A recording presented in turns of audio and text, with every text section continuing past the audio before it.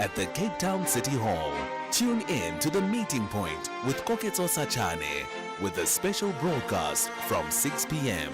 bringing you blow-by-blow coverage at the 2025 State of the Nation Address. SAFM, leading the conversations that move us.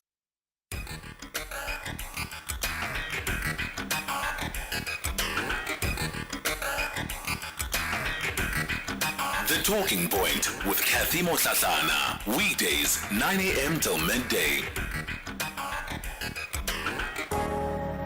Nelson Mandela said that if you speak to a man in a language he understands, that goes to his head.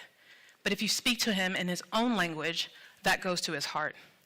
And this statement highlights the profound impact that language can have on our connections with others, as well as the divinity of language. We have seen here previously examples of hierarchies of language.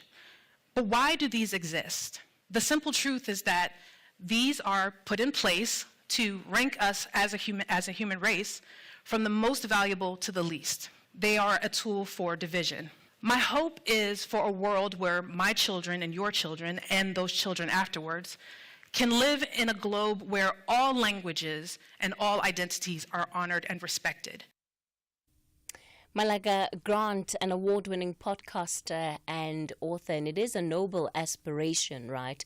And I think it's something that even we as a country have been trying to deal with for so long. How do we get out of this culture where some languages are seen as more important than others or emphasized more than others when they have equal representation or equal standing when it comes to the law?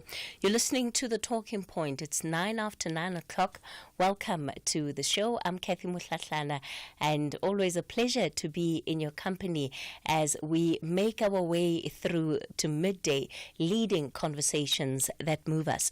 Coming up on the show today, we'll begin with the open line, as we always do. It is your national roundtable, so we'll get the conversation going. Of course, I'll be taking your calls on various issues on the open line. And remember that number to dial for our studio, 086 000 2032. That's 086 000 2032. On the WhatsApp voice note line, 0614 104 107.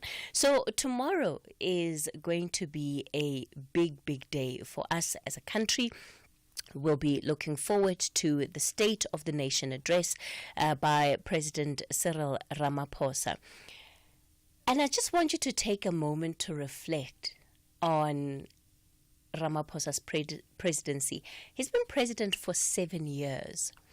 And I wonder if we've given ourselves time, just more holistically, to reflect and to review his presidency and think about the impact that his presidency has had on South Africa. If you juxtapose it, and I'm going to be very limited sort of in this example that I'm using, but post the Zuma presidency, there was a term that was coined, right, that was described as 9 wasted years, and that came to be a descriptor of what the Zuma presidency was about. Yes, it may not have been all that his presidency entailed, but certainly the picture of that 9 years is what would grab one's imagination. So we now are 7 years, so 2 years away from 9, but 7 years into the Ramaphosa presidency. And of course, there are multiple ways in which we can measure or even analyze a president's performance, right? I am one of those people who believes that it's not just one thing that makes a president good or bad. There are multiple factors, in fact, that we need to consider, that we need to review. I mean, one can look at issues such as economic performance of a country, right? And in that will be the likes of your GDP. Have we seen positive growth in GDP? The unemployment rate, the inflation rate, and just the general cost of living. Has life improved for people when it comes to then measuring economic performance? We can look at domestic policies, right? And look at successes on that front. So you can maybe try and assess the passing of significant bills. We can look at critical services such as education, such as healthcare. What is the state of those services? How accessible are they? Have they improved or digressed under a particular presidency? You can then also go to issues such as foreign policy and looking more holistically, let's say, at a country's standing when it comes to a particular president. What has this individual done for foreign policy, right? And it's around driving our international relations, managing critical trade agreements.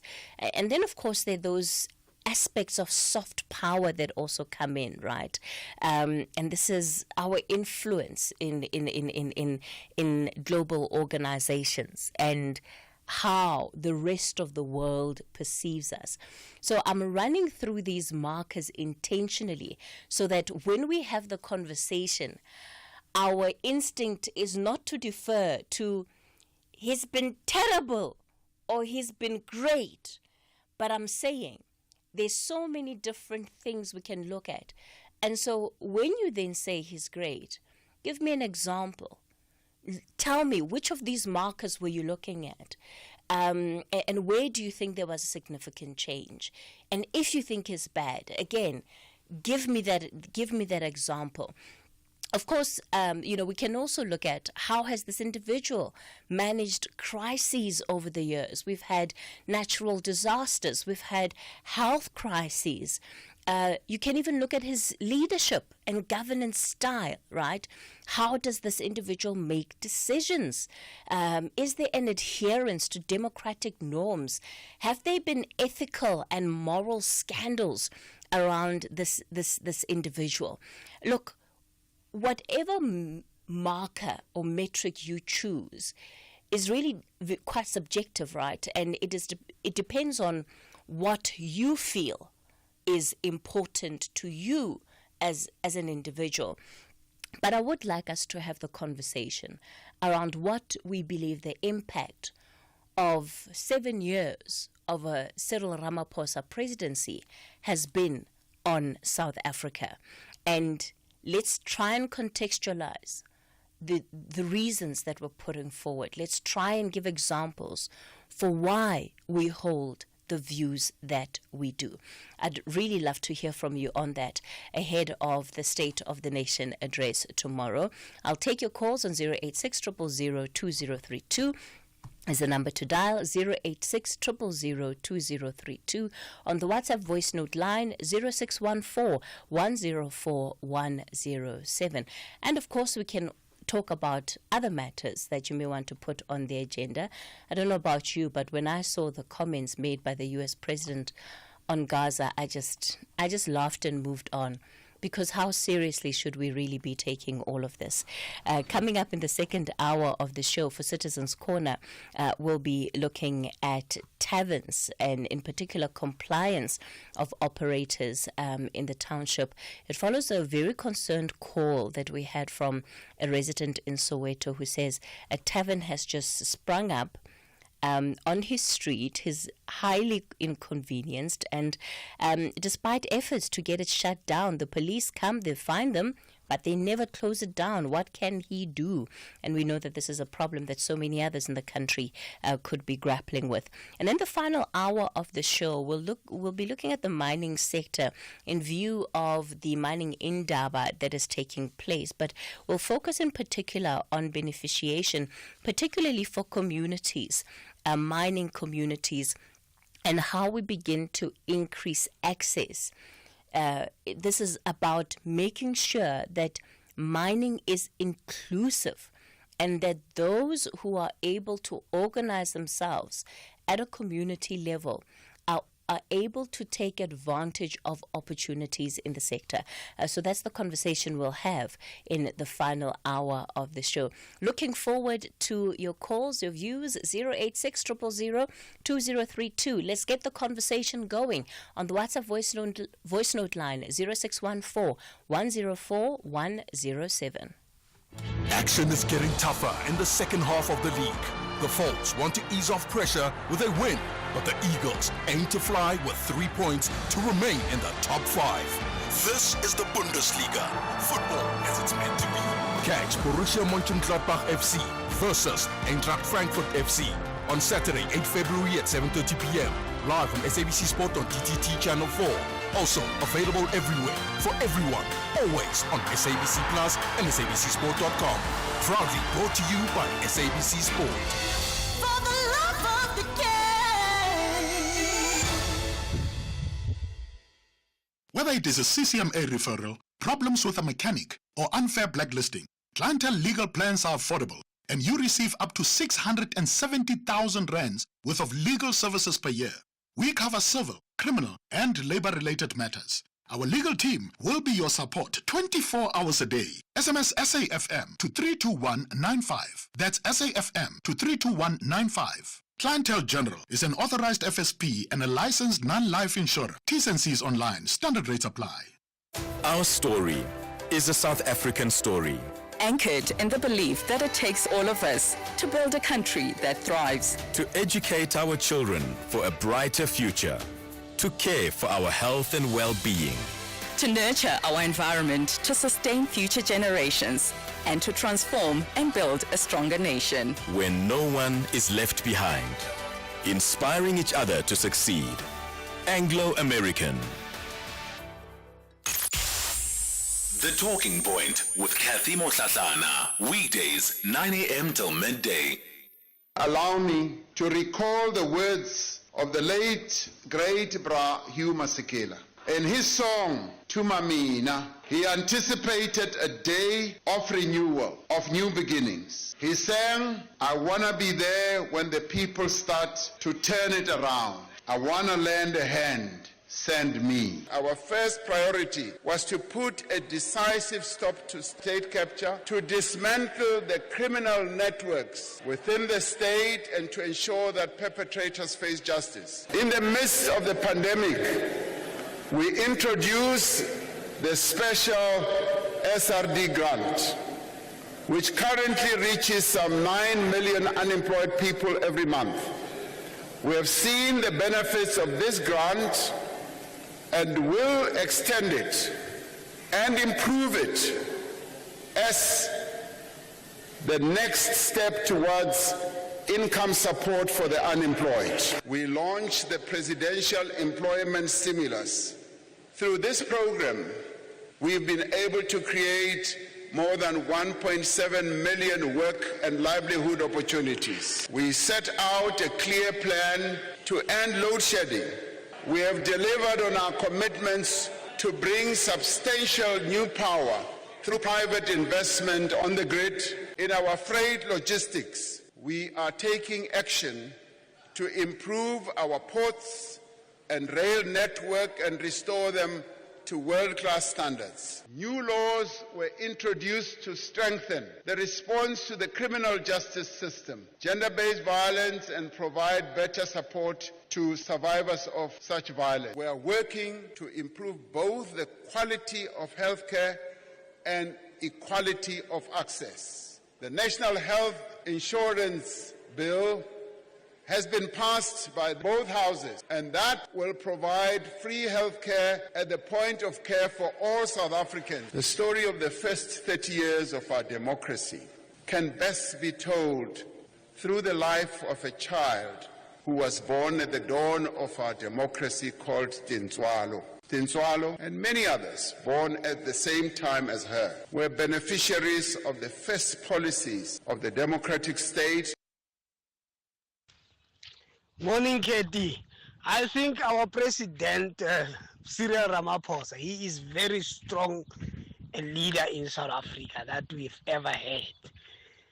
Like, for instance, take for coronavirus. He was there, he was very humble, and he was tackling corona issues. And still this government of GNU, he is still there. He is very strong. Mr. Ramaphosa deserves a third term. Governor Mokoti Extension 19, thank you. Hashtag SAFM Talking Point. All right, I'm seeing some of your voice notes and text messages coming through on the question of 7 years of a Ramaphosa presidency. Somebody says President Ramaphosa has been good for SA in the past 7 years. Poverty, corruption, crime, unemployment, etc. are at their highest level. South Africa has been grey-listed by the TAFT. Ramaphosa is always the victim our media portray him to be. Things are always out of control. That's another view there. Billy, you're in Skukune. Good morning to you. How are you? Good, Billy. Go for it. Fine. How do you address someone who does not agree with you and you put them in the position which they are supposed to implement what you are talking about? I would suggest that the president must reshuffle the cabinet before tomorrow so that he can address what he wants to tell us very well and be rest assured that it's going to be implemented. And this is in relation to education, relation to land expropriation. Yes, it's in relation with Holomisa. Because Holomisa is just contradicted the Minister of Defense. And it's going to be a tough year for him. Make no mistake. If he keeps on with those kind of people, he's in it for a ride. All right. Otherwise, the president must see to it that he resigns himself. He's not going to keep up with that government. It's failed already. Okay, Billy, let's leave it there. Billy Masha out in Skukune. Anonymous Limpopo, you want to talk Donald Trump? Good morning, Sis Cathy, the producers and the listeners. According to my assessment, I believe Donald Trump has got a delusion of grandeur. He's got this inflated false belief of his own importance. He's got difficulty getting along with others because of this delusion. You see, South Africa is now investigating, says he's going to investigate us. He's now into Gaza. He's into China. That is, he is behaving as if his beliefs are true. Let's take Corona. He was just taking it simple and saying it's just a Chinese disease. And this delusion of grandeur is usually related to a mental health condition. And now that he's aging, I think we are heading for disaster if they can just leave him to be the president. That's all I want to say. Anonymous, you know, one thinks about, yes, there'll be a sentiment expressed about how it's going to be a long 4 years, but just think about it. A U.S. president talking about effectively colonizing another part of the world, right? And resettling its people so that the land there can be redeveloped and it can become a place where the world's people can gather. You just wonder who then is going to, who advises the president, who's going to rein him in? Because on the other end of that risk is that after a while, he's going to say all of these things that just sound ridiculous, and nobody's going to take him seriously. But can't we all see, maybe we need to invite a psychologist to come and assess and assist us. Can't we see that that is a delusion of grandeur? He's got this inflated false belief of his own importance. And that really, delusion of grandeur is a mental health condition. That's all, full stop. But it can cause wars. It can cause a serious war because he's busy meddling with other countries in ways that are not acceptable. Yeah. We might take it as a joke, but for me, it's serious. Yeah. It's very serious. Anonymous, I couldn't agree more with you. It is very serious out in Limpopo, and the implications of what he says, right, for the people of Gaza, number one, his views around how the reshaping of the Middle East should be. The thing is that when he speaks, the world listens. Look at what happened with the executive orders. It might look like it's just comments on one day. Tomorrow you wake up and there's a series of orders signed to enact what he has said. What then will the world do? Zig, you're in Randburg. Good morning. Hey, Cathy, Donald Trump of America, who I really detest with all my heart, has put the cat amongst the pigeons, and maybe it'll do some good after all to put the cat among the pigeons. Well, although they are harmless doves of peace, unlike the cats that I'm talking about, what's happening tomorrow is going to be the president having to respond to that cat among the pigeons, and he's going to have big trouble trying to do that adequately, because he's going to be sitting in the company of the worst culprits of state capture and corruption, of the utmost destruction of railways and of Eskom and of the waterworks, and there's going to be Nomvusa Mokonyane, who is the second secretary of the ANC, going to be there as well, who was one of the recipients. I think she got 100,000 rands a month from Bosasa, according to Agrizi, whom we heard over the television. Thank God we can still have news. So we're going to have all those culprits there who destroyed the railways and everything else in the country. And I'm going to wonder how they are going to be prospering in future after violating their oath of office, even afterwards, by their wanting to get rid of our constitution. So effectively, Zeg, you are then saying that those involved in state capture still get to enjoy being part of the governance system in the country?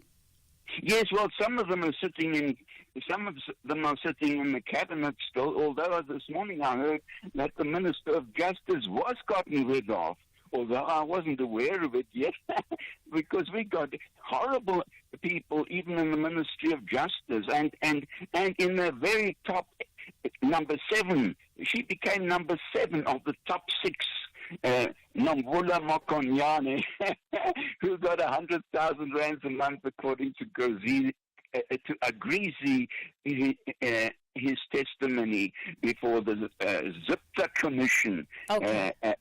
And we are going to have to be hanging our heads in shame. I shall hang my head in shame to see such utter culprits of insolence parading themselves after violating their oaths before and after being sworn in again. Okay. Zeg, in Randburg, quite a mouthful. Let's leave it there. We're still continuing with your open line. It's the National Round Table. I'm taking your calls on 086 000 2032. That's 086 000 2032. On the WhatsApp voice note line 0614 104 107. It's 9:30. Good morning. In the headlines, members of different political parties have been denied access to the Lily mine in Barberton and Mpumalanga. This comes after residents of Lowe's Creek embarked on a protest and blockaded the main road in the area. There are growing calls for the Defence Minister Angie Motshekga to resign after the deaths of 14 South African soldiers in the eastern DRC. And over 45,000 commuters in Johannesburg are facing transportation uncertainty following the suspension of the operations of the Rea Vaya bus service. I'll have details on these and other stories at 10. Hey, listen up.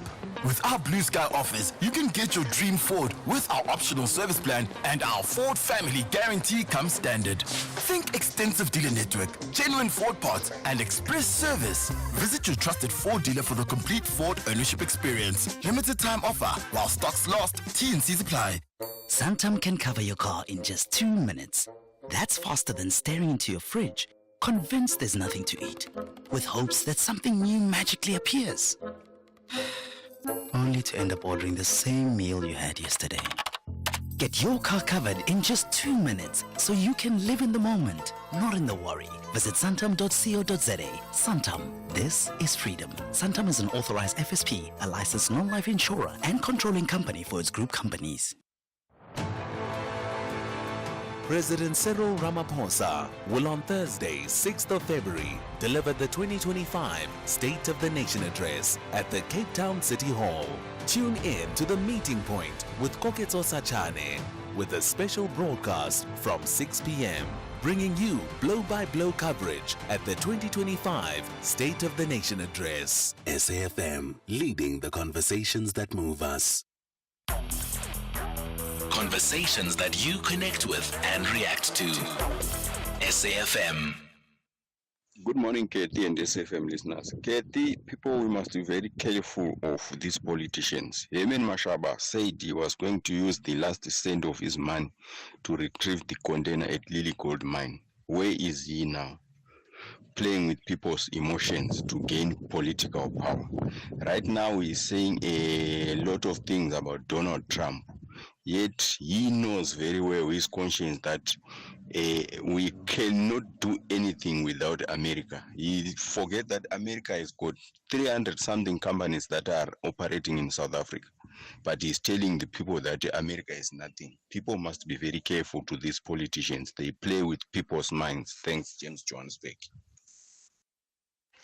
Morning, Cathy and the SAFM listeners. Cyril Ramaphosa is a man of eloquent, beautiful words, but a man of no action. He can't act. I thank you. Matt Morano, Leboago.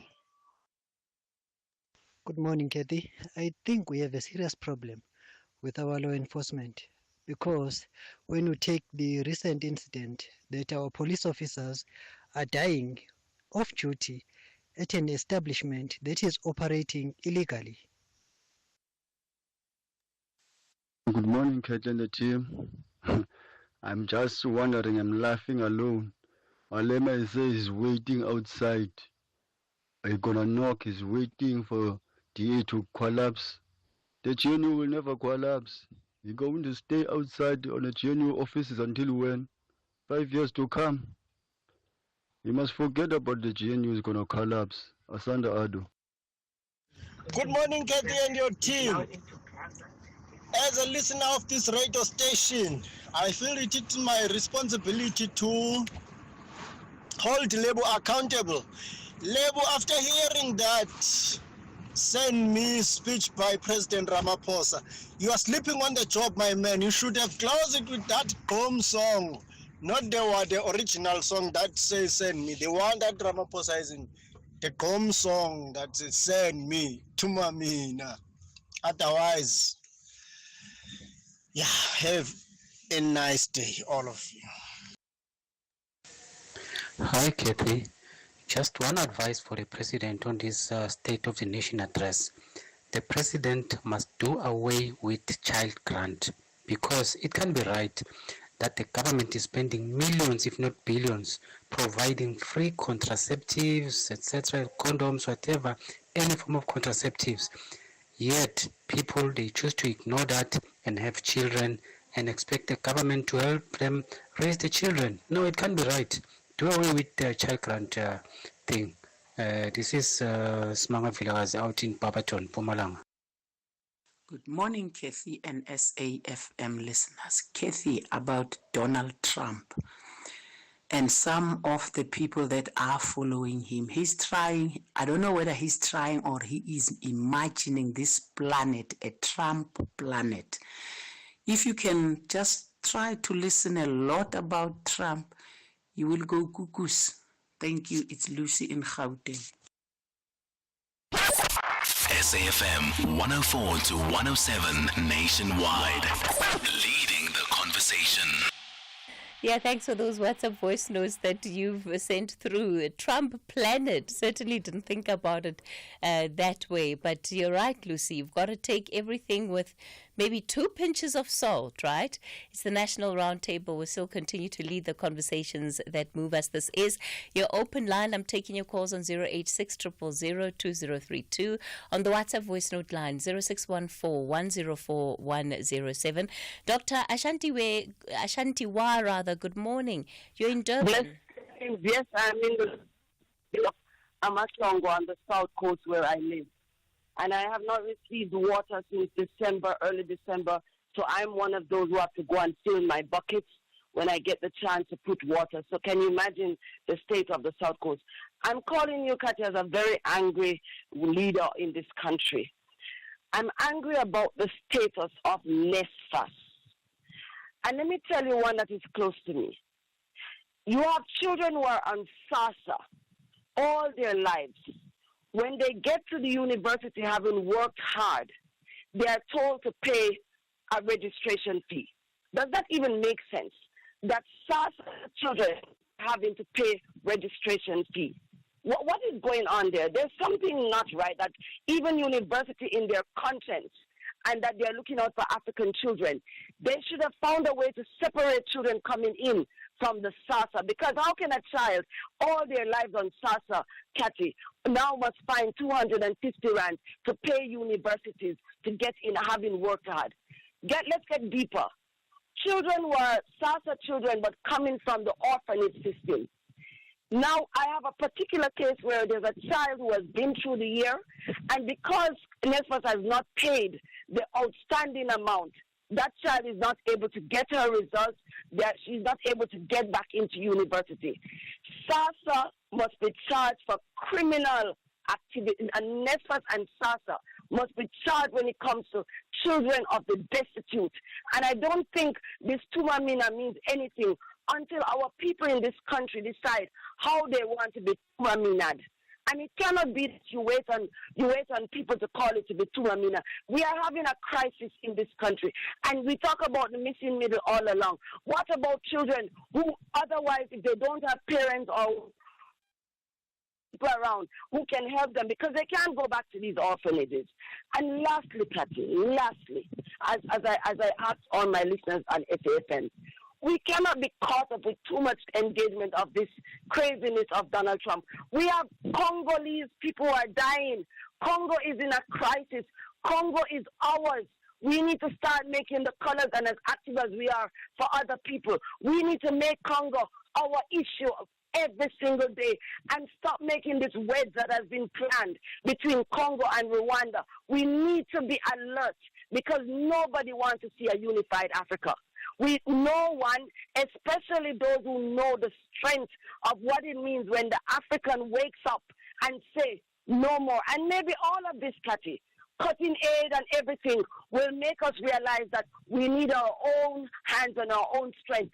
And finally, we can stop taking those free flights with baskets, begging every time we go out as if we don't come from somewhere that has something.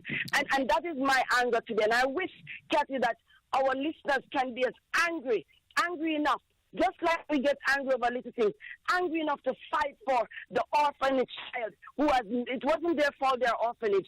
Cry for the children who are SASA, but today they are blocked from university, even though they have the skills and the aptitude, but don't have the money. It is wrong, and we must Tumamina straight to this so-called NSFAS and lock it down, because it's not making sense, Cathy. Yeah, Dr. Ashantiwa, you're absolutely right on that one. And of course, we know that different institutions of higher learning will have different agreements in place, or arrangements rather in place, when it comes to how they deal with those candidates who are NSFAS recipients, but also then need to pay the deposit. Some have, there's some SRCs that are picking up that fee. There's some concessions that are being made for some of the students to at least still be able to enroll, especially if they have confirmation of support from NSFAS in terms of covering some of those fees. But perhaps we need to be looking at what is a more wholesale intervention, because the discretion now is up to individual institutions in terms of how they want to deal with it. And that's why you'll get these varying experiences. I agree, Cathy. SASA children must be put in a special box. When they apply and when they get to the university must have a policy. Children coming from a SASA system must continue to be supported because they come out of that system. All right. Dr. Ashanti, thank you for the call out in the South Coast in Durban. Let me go to Sam. You're in Gqeberha. Good morning, Sam. Hello, Cathy. Yes. Yes, Cathy, how are you? Good, Sam. Go for it. Yes, first caller. Welcome to the show, Sam. Welcome to the show. Great to have you on. Thank you very much, Cathy. And what I would like to say is that let's give the man a chance, Ramaphosa, because he has been there with us, Cathy. And I remember during the time of COVID, and it was not easy for him. And I don't want to lie. If it was during the time of Jacob Zuma, I'm sorry to say that we could have lost many people. But the man tried, even with the grant, the stress relief grant that he granted to the people, unemployed people. We could have lost many people within the stress, within many kinds of diseases, you understand, because no one was working, no one was able to go out. We were indoors, and the man was there, as humble as he is. And let's give him a chance. And now we've got attacks, many sides, and he's got a lot of things that we have to go through. But, Cathy, what I want also to emphasize is that things are expensive out there. When you do your shopping, things are very much expensive. The president must consider that the salaries to be at least to get the increase, and also the prices. Let's say fuel prices and food. There are many things that are expensive out there. They must try at least to reduce where they can. And the most important thing, the people to get a good salary. As the people in the government also are getting their good salary, we also want to have a way in this South Africa to live, also to survive, Cathy. Okay. Sam, thank you for those reflections on President Cyril Ramaphosa. You heard there, combination of what Sam believes have been the successes, but also, the areas where there needs to be more change, more reform. And I think so many South Africans right now would be able to relate with that sentiment, right? Especially when it comes to the economic performance of the country. The cost of living it just feels like it's just so much more than it used to be, and there doesn't seem to be any measures in place to actually cushion South Africans from these increasing costs of living. Also, unemployment, you must touch it. The youth, the people are not working. And go to Joburg, go look at the street. People are begging.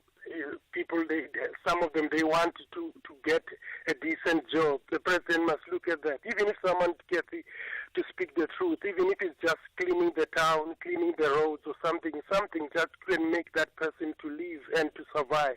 Okay, Sam, let's leave it there. Percy, thank you very much. In Matlosana, you want to add on the issue of employment? Good morning, Sis Cathy. How are you, my sister? Good, Percy. Go for it. Sis Cathy, I am very, very angry according to way things are happening here in Dr. Kenneth Kaunda district. Here. We have a mayor called Nikki Wenam. This lady refused to appoint 7% of disability. I don't know why. There is the EPWP started. They signed contract last week, Monday. They started on this Monday, but they didn't stand. There is no PEE. They are going to receive the full salary. Is the way things are happening there. I've been engaging with the Nikwenam to appoint. He said, when I speak about 7% of disability, he said, I need to stop this threat. I'm not the one who said our government in Chiti, they must recognize 7% of disability. Why he refused to appoint us? I did call DG on the Premier's office to intervene. I told him Nikio doesn't want to appoint us. DG, he called me, he referred me to Mema Modise. It is the Chief Director of Disability. Everyone is scared. I think Nikiwe, if refused to appoint us as a disability, it is something normal and it is fine. They are not going to do nothing. So, Percy, are they not employing any people with disability? Or yeah? But, okay, continue. Yes, answer my question. They don't want to appoint us as a disability. We have a structure of Dr. Kenneth Kaunda in City of Matosa doesn't want to engage with our structure. Last week, Monday, on the conversation with me and the mayor, he told me he's going to talk with our office. He will come back to me to tell me how many they are going to appoint the disability. I'm still waiting for him. This Monday morning at 7 o'clock, he called me. He told me there is nothing going to do because of EP. They are not going to appoint disability on this EPWP. And when not giving you reasons for why? I don't know. He didn't give me any reason. He said I must go back to where I was complaining to DG and the Chief Director of Disability, still waiting for them to come back to him. Because of that lady so arrogant. He's the mayor of our district. He's also district manager. He's doing everything alone. Even he was also HR on this EPWP shortlisting. But if you refuse to appoint us as the disability, I'm not the one who said government must appoint 7%. Government amend that bill 7% must be recognized. But if you refuse to appoint 7%, what we must do now? He refused. Sure. Percy, this is certainly something that we'll have to look into, right? To also try to find out from the municipality why they've decided to take this approach. And the difficult thing here is that when government determines its policy, it must adhere to its own policy. So when government doesn't adhere to its own policy and shuns its own commitments, then of course there's a big problem. But good for you, Percy, for how active you have been and for holding your municipality accountable, right? Because it is going to bode well for you and many others that you represent as part of the persons with disability structures in that municipality. Already we know we do so badly when it comes to the employment of some groups in this country. So it really is nothing to be frowned upon, the fact that you're acting on this matter in the way that you are. Tsukolo, you're calling from Harrismith. Good morning. Cathy? Hello? Yes, Tsukolo, you're live How on the are you, radio. Go for it. How are you, Cathy? Aye, go for it, man. Cathy, why? Good morning, so nicely. But why? Setsu feditse 20 seconds, Tsukolo. Okay, Cathy. Yeah, no, what is issue ya that Ramaphosa? The guy, he never be on a resting time since he took over from president, because if you remember, he had to deal with COVID. And we end up in this situation of unemployment because of that. So to be honest, the guy how so to judge the guy or to compare the guy with previous president, it was unfair. Because really, it was difficult for the guy. So, how is it unfair? How is it unfair to compare him to previous presidents? At the same time, really, it was hard to our president Cyril Ramaphosa. To be honest, people, let us be honest. Let us forget about Palapala, because we all know the only thing that is on our mind is Palapala. But I don't think Palapala is a serious issue for the guy. Let us be honest. The guy ubile or Hutata Huyena since I take over. I just want to say that on President Ramaphosa. So Thank you. Tsokolo, that still doesn't give me a view in terms of then how your reflections on, or even what your reflections on his on how he has performed as a president are. I hear you to say that, well, there've been some very difficult moments for his presidency, but it still doesn't give me a view on how you believe he has fared. I don't understand, Katie, if you said that you still, I'm still not giving you a view. Really, I don't understand, because what I said, it's even when you saw it. You saw it.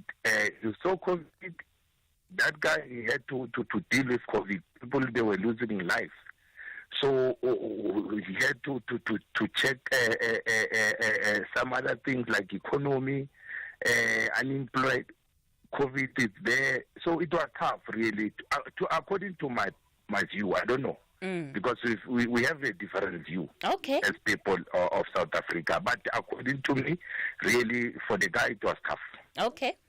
Tsokolo out in Harry Smith. So I guess, it's down to how he managed the health crisis. And as far as Tsokolo is concerned, and feeling that he's been up against some difficult headwinds, so he must be given some credit. Yeah, but, holistic credit also, for me, and I was trying to maybe drive us into a deeper reflection, right, that goes beyond just the broad sense of how he has fared. But let's look at the specifics. Let's try to drill a little bit deeper into what actually has happened throughout the term of this presidency. Okay, we're going to take a quick break. I'm back with more of your calls after this. The National School Nutrition Program and social grants are instrumental in ensuring that children's needs for food and other essential services are met. We need a minimum health promotion levy of 20% on all sugary drinks to support social protection initiatives. Find out more on the next episode of Chew on This at heala.org, HEALA.org, on 30 January from 3 p.m. Get back to the grind with Puco, where every journey begins. We're a trusted partner who's there with you every step of the way. From sand to sandware, basins to bricks, and paint to PPE, we provide the tools and support to make your vision a reality. We believe every measured cut and carefully placed nail leads to more than a building. It's about trust, safety, and the assurance that no matter the challenges, it will all come together. Find your nearest store on puco.co.za. Begin with Puco. Puco. Whether it is a CCMA referral, problems with a mechanic, or unfair blacklisting, Clientele legal plans are affordable, and you receive up to 670,000 rands worth of legal services per year.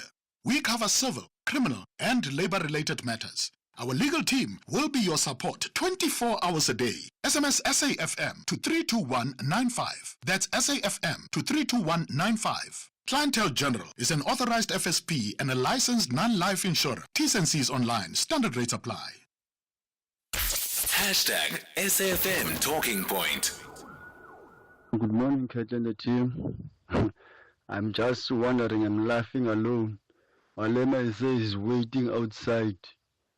Are you gonna knock? He's waiting for DA to collapse. The GNU will never collapse. You're going to stay outside on the GNU offices until when? 5 years to come.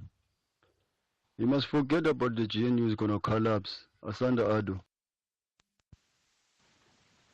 Good morning, Cathy. I'm one of those who can't wait for Cyril Ramaphosa to leave the office. I have noticed that the media is trying so hard to portray him good, but no, the guy is very bad in terms of decision making. Yes, if he is good, the ANC would have won the elections. So the guy is very bad. I can't, in terms of making decisions, I can't wait for him to leave the office. Thank you for the opportunity. Good morning, Sis Cathy and your team. This is Sakile Nsugun from Kwamhlabyalingan. You know, Sis Cathy, the reason why some languages appear more important than others is business. For example, if you do not understand English, you are most likely to be unsuccessful in business because it is deemed a universal language, and it has even drifted to being a measure of intelligence for that matter. Thank you. Good day, Cathy. My name is Peter here in Housebutler. Cathy, I rate Cyril Ramaphosa as a good president. The only thing, he allowed the birds of the same feathers to flock with him, you know. The people who are stated in state capture, he was supposed to change the step-aside rule immediately when he started the office. You see, now the people can't see his good work. The people only see those people who are there. Everybody's mentioning no Mkonyani, 1, 2, 3, you know. If he was intelligent enough, but he is intelligent, he was supposed to change the step-aside rule immediately, the first day when he entered the office. Then the man will be 100 to us. Thank you, Cathy.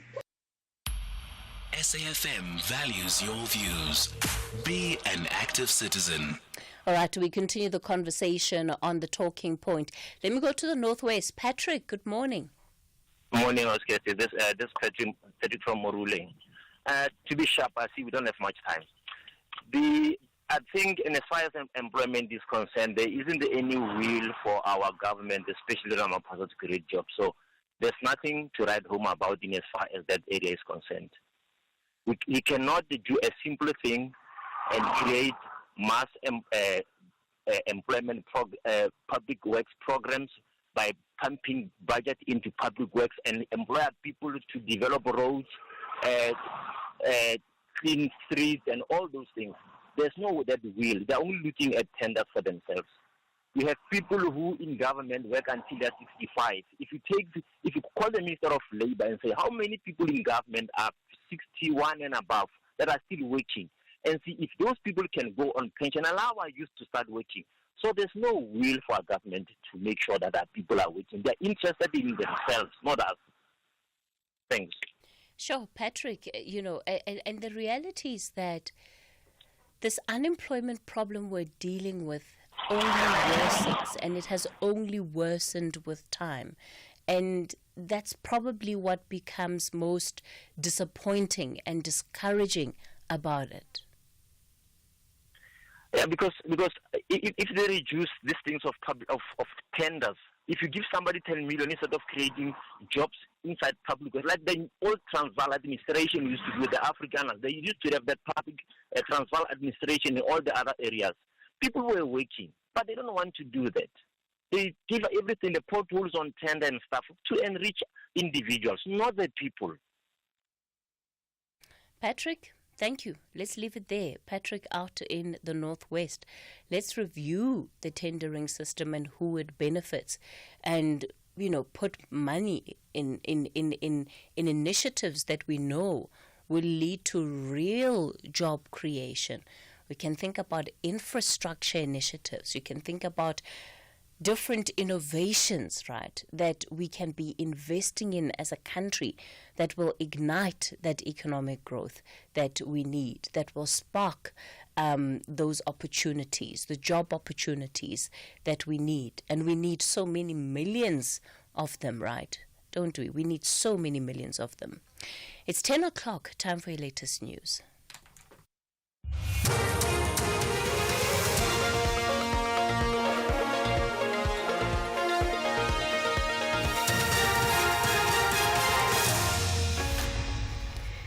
In our top stories, political parties denied access to Lily Mine, and a study finds phone bans in schools don't help grades or health. Good morning. Members of different political parties have been denied access to the Lily Mine in Barberton and Mpumalanga.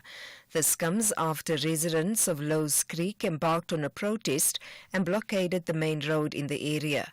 They are accusing political parties of using the commemoration of the deaths of 3 former mine members to garner votes.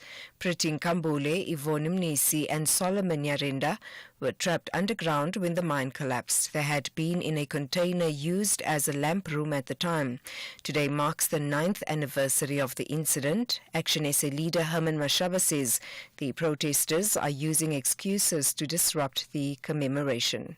For anyone now all of a sudden looking for jobs from us, I mean honestly, how do you begin to even explain it?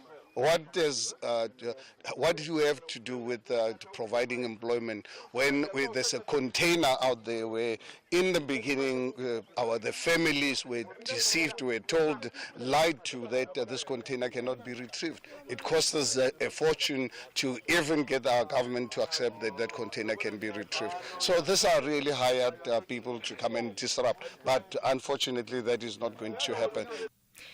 There are growing calls for the Defence Minister Angie Motshekga to resign after the deaths of 14 South African soldiers in the eastern DRC. Parliament's Portfolio Committee on Defence grilled Motshekga on the report she gave about the deaths. The soldiers' bodies will be repatriated today. EFF MP and committee member Carl Neus lashed out at the Defence Minister and the SANDF generals, calling on them to resign immediately. No, I'm just pointing to the minister. Okay, let me leave my hand down. When are you minister? You get threatened easily, minister. When are you minister? And when are you chief of the South African National Defence Force resigning? You should resign today. And when are the rest of your generals who were playing golf at Copperleaf while our soldiers were dying? When are they going to resign? Meanwhile, non-profit organisation Save South Africa has called on President Cyril Ramaphosa to give clarity on the situation in the DRC in his State of the Nation address tomorrow. The organisation's communications director is Tebogo Mashilumpane. We also want the president to clarify the issue of the deployment of the soldiers in Eastern Congo, because there are conflicting information and misinformation, distortion of information. So he must explain to us to say this is the situation, because we hear a lot of things. They are there to protect the minds, the interests of politicians and so forth. So we want the president to clear that particular issue.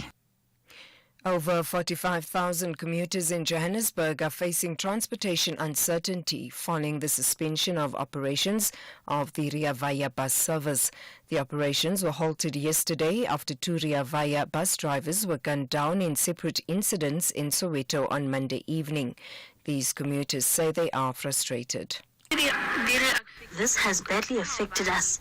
Even yesterday we had to use taxis, and we arrived late at school. We are worried about what's going to happen next, because the drivers are not safe now, so they won't risk their lives, but taxi fares are expensive. And finally, the first study of its kind has found that banning the use of mobile phones in schools does not lead to learners getting higher grades or developing better mental health. The University of Birmingham in Britain conducted this study. Researchers found that instead it was the amount of time spent on smart devices and social media that had an impact. The BBC's Branwen Jeffers reports. The researchers compared the habits of more than 1,200 teenagers in 20 schools which banned smartphones with 10 that allowed some use at break times. They found modest differences in the use of phones, but none in measures of mental well-being, anxiety and depression. Grades in maths and English appeared to be the same.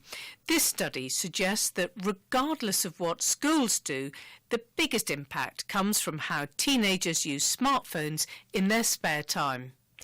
Recapping the top story, members of different political parties have been denied access to the Lily mine in Barberton in Mpumalanga. This comes after residents of Lowe's Creek embarked on a protest and blockaded the main road in the area. For SAFM News, I am Anne Musa. SAFM 104 to 107 nationwide. Leading the conversation.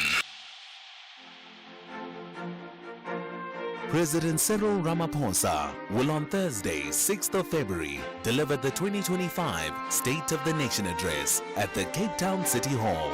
Tune in to the meeting point with Koketso Sachane with a special broadcast from 6 p.m. bringing you blow-by-blow coverage at the 2025 State of the Nation Address. SAFM, leading the conversations that move us. SAFM supports a litter-free South Africa. Play your part in keeping our surroundings and environment clean. SAFM, leading the conversation.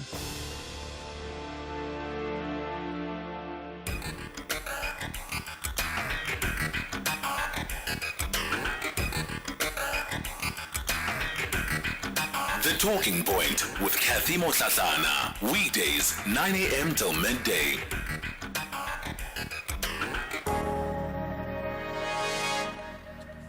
You're listening to The Talking Point. It's 7 after 10 o'clock. Welcome to the second hour of the show. For Citizens Corner today, we're going to be looking at compliance when it comes to taverns and operators in the township. What are some of the difficulties that we are facing there, and why is it that we are not seeing, steps being taken, especially when the relevant authorities are notified about the existence of these taverns? Why are there no steps to close them down? Why are there no steps to actually enforce the law in this regard? So that's the conversation that you can expect to hear over the next hour. Before we get to that, your voice notes. Good morning, Cathy and SAFM listeners. Marumo here in Mahike. I think President Ramaphosa could have done much better if he dismissed all those who are working with him, all those who were implicated in the state capture. He could have done better because South Africans could have seen exactly which direction he wants South Africa to go. I want to applaud him by signing NHI, the Bella Act, and land expropriation without compensation. But this case comes late, and they signed all these laws when they know they are on their way to exit. But he has tried anyway.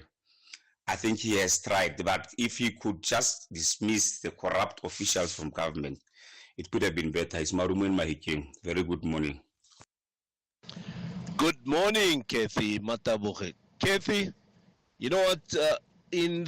In my assessment about the performance of the current presidency or president, I would say to you, this man does not just make things or decisions based on anger.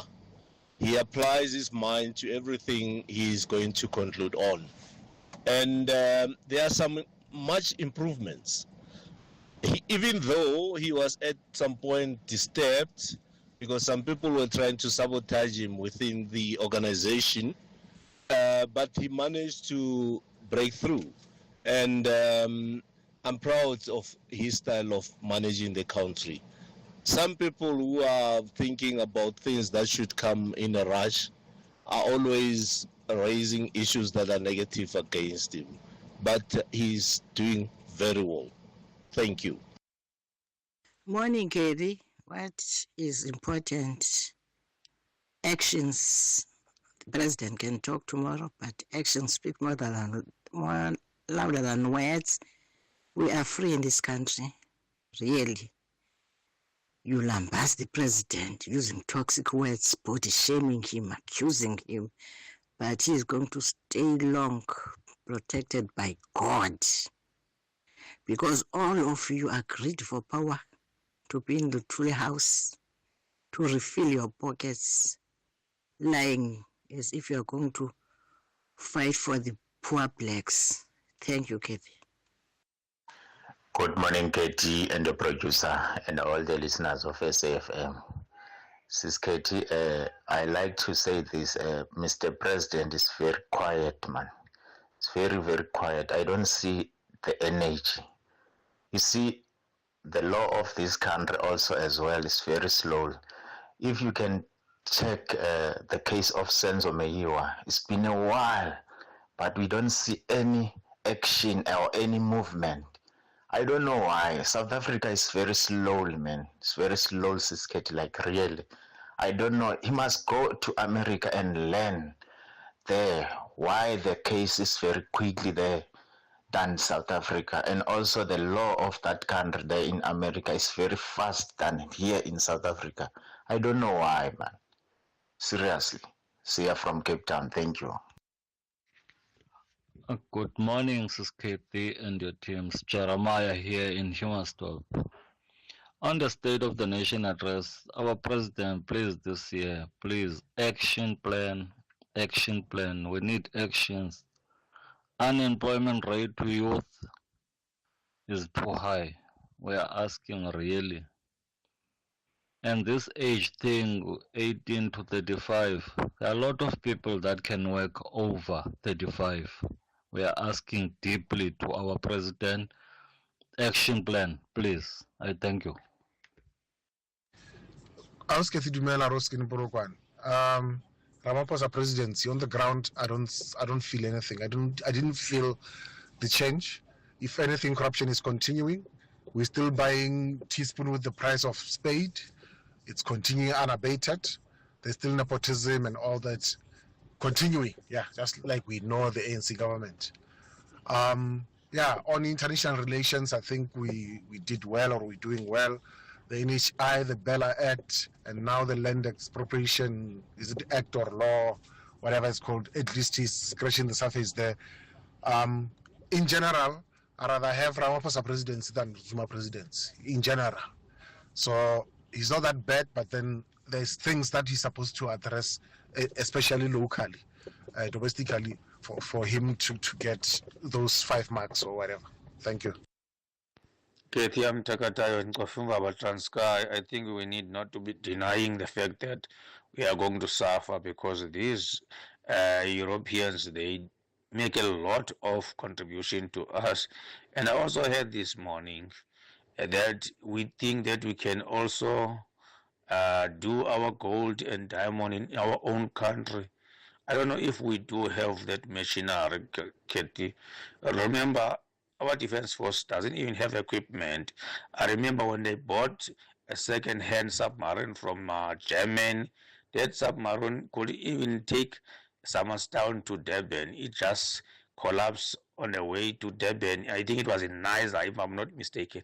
So please, people of South Africa, don't deny the fact that we are depending on the Europeans, especially coming to the technology. SAFM values your views. Be an active citizen. Whether it is a CCMA referral, problems with a mechanic, or unfair blacklisting, clientele legal plans are affordable, and you receive up to 670,000 rands worth of legal services per year. We cover civil, criminal, and labor-related matters. Our legal team will be your support 24 hours a day. SMS SAFM to 32195. That's SAFM to 32195. Clientele General is an authorized FSP and a licensed non-life insurer. T's and C's online. Standard rates apply. President Cyril Ramaphosa will on Thursday, 6th of February, deliver the 2025 State of the Nation Address at the Cape Town City Hall. Tune in to the meeting point with Koketso Sachane with a special broadcast from 6 p.m., bringing you blow-by-blow coverage at the 2025 State of the Nation Address. SAFM, leading the conversations that move us. The Talking Point with Cathy Mohlahlana. Weekdays, 9 a.m. till midday. All right, we continue the conversation on the Talking Point for Citizens Corner. We're looking at the issues around regulations, especially where taverns are concerned. One of our listeners calling in this week, sharing his concern about a tavern that sprung up in his neighborhood in Shawelo of Soweto. He says that this particular establishment isn't compliant when it comes to trading requirements. They break municipal bylaws, and this inconveniences the rest of the community. I want you to listen to what he had to say before we introduce our guest for this hour. noise and the taverns at our Station 1. I mean, we've been phoning, we've been doing all the right things to the relevant people, but we are not getting help with these taverns that are mushrooming at Shawela. What is happening? Is it just a case of mushrooming taverns that, they weren't there before and now suddenly they're creeping up and you don't know whether they're licensed or not, or why it is that they've been given permission to open? No, the other ones, they were there, the old ones, but there are new ones, and you get somebody who's having one tavern, is opening the other tavern on the other side. So he's having two taverns with one license. And I've been reporting this all along. And then when you phone Metro Police, like the last time they were here 2 weeks ago, and it was even trending on TikTok that they give this tavern house number 1313. They call it 1313 tavern. If you can come and listen to the speakers, we can't even sleep. And I'm in the house number 5 from that tavern. But the music, the driveway, you can't have access. They urinate everywhere. They even if you can go to TikTok, they get 3.5 fine 2 weeks ago. But they're still continuing. They're still continuing. They don't stop. So the Metro Police are aware of what has happened? They are aware, but they're not closing them down. They're not doing anything. I mean, all the things that are being done there, they're not according to the bylaws. Well, let me introduce then our guests for this hour. Mbongeni Shabangu, the Director, Law Enforcement and Compliance at the Gauteng Liquor Board. Mbongeni, good morning to you. Good morning, Oscar, and good morning to the listeners. Opa Mtombeni, Founder and President of Concerned Tshwane Liquor Traders Association. Opa, good morning. Good morning and good morning to your listeners.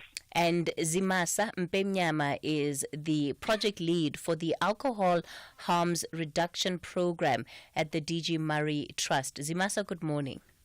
Good morning, Cathy, and good morning to the listeners as well.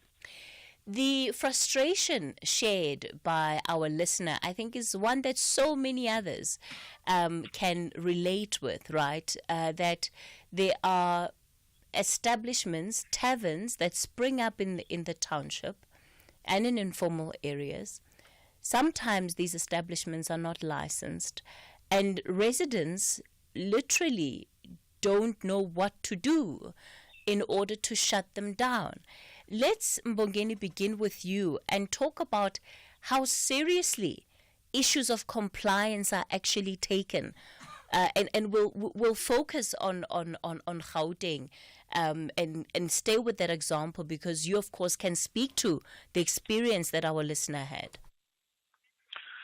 Again, good morning to the listeners. Good morning to other panel members. Mtombeni. This is Mtombeni.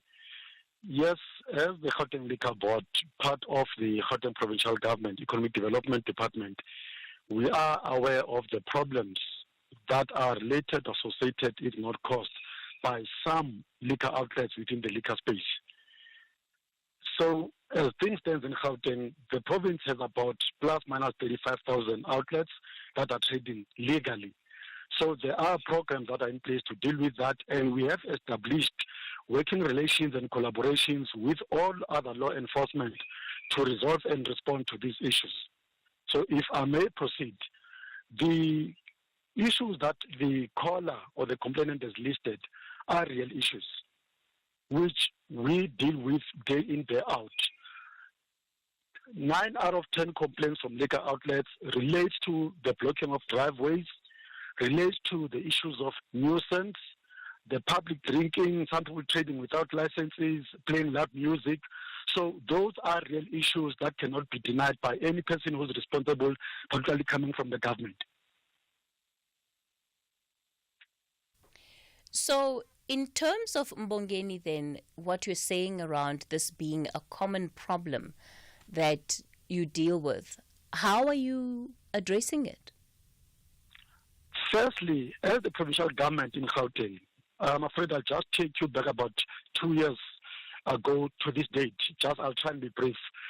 Firstly, the Honorable Premier Panyaza Lusefu in Lesotho, in May 2023, hosted provincial liquor industry in Daba, where he brought in all the industry players, including your manufacturers, the associations, the traders, as well as law enforcement, to address one issue and one issue mainly, which is that we cannot, as a provincial government in Gauteng, allow business or profits at all costs.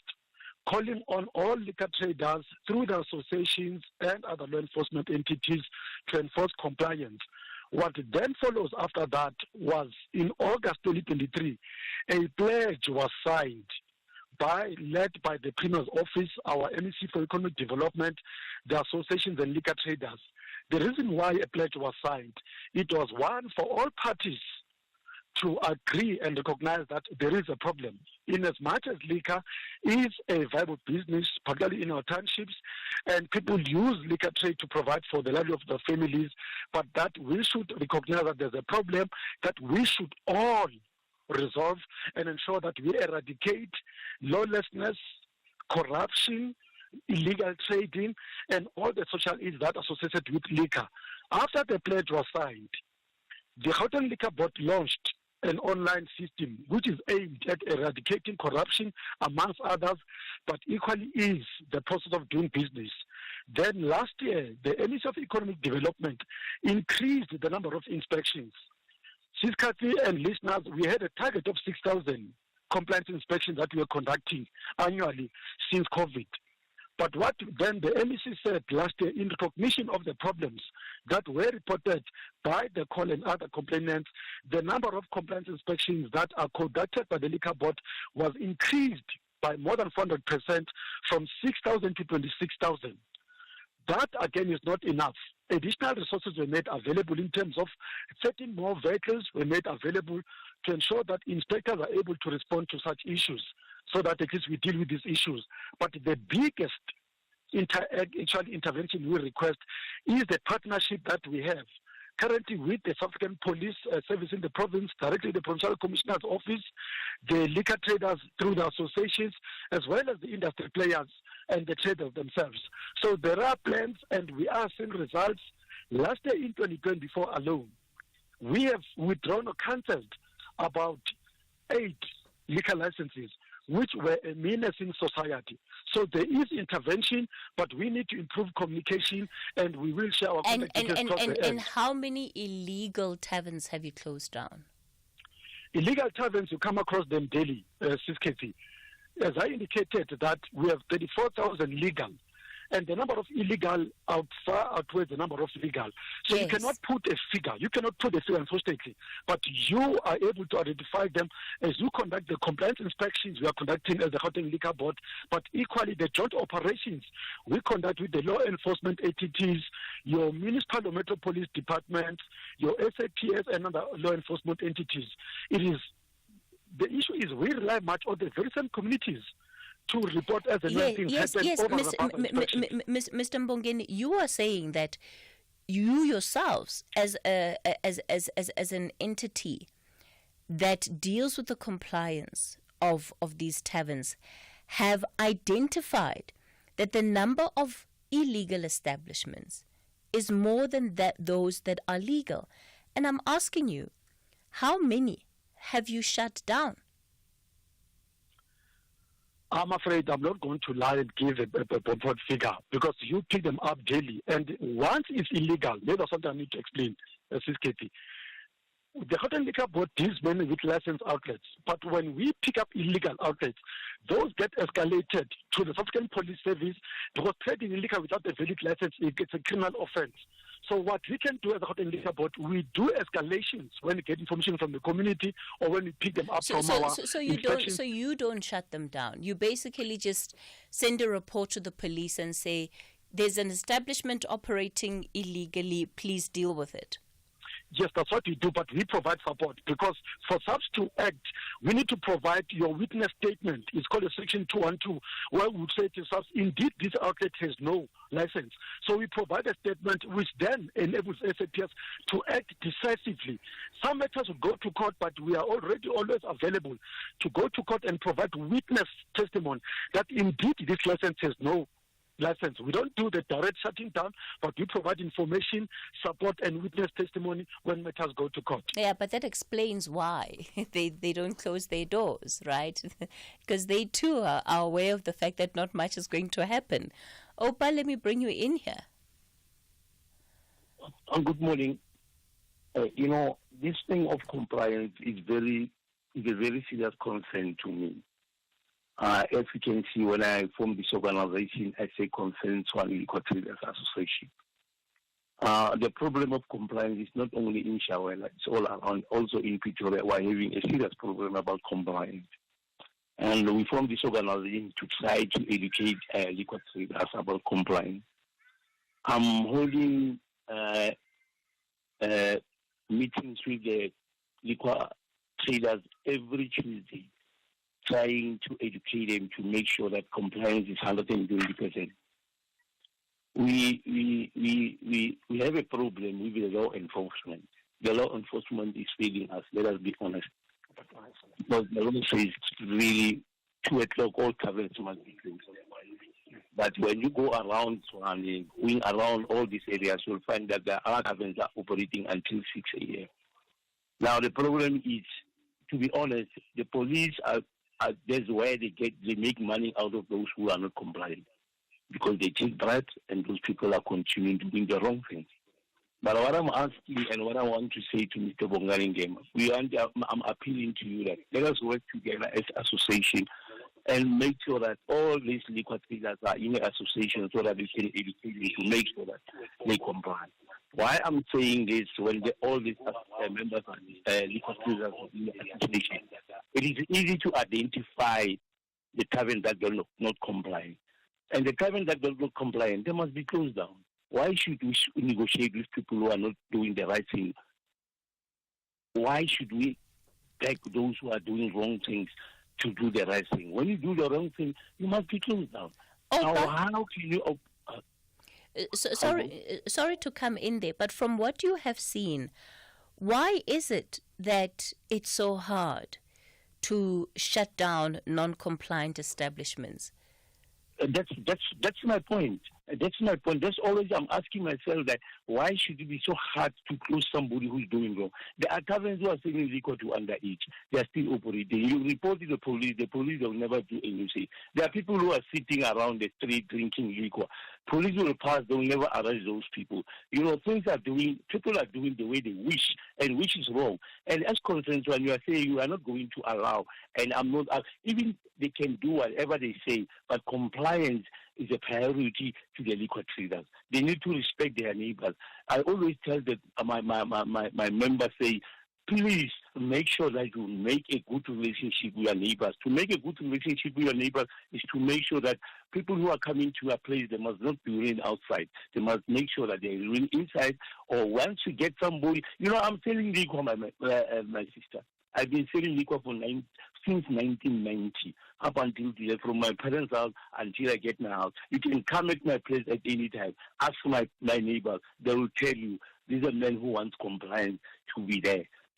I don't understand why people are doing this, because of you cannot enrich yourself by killing other people's or by disrespecting other people's rights. I'm still appealing to Mr. Bongaringema again. I'm saying, Mr. Bongaringema, let us work hard and make sure that those who are not complying, they must be closed down.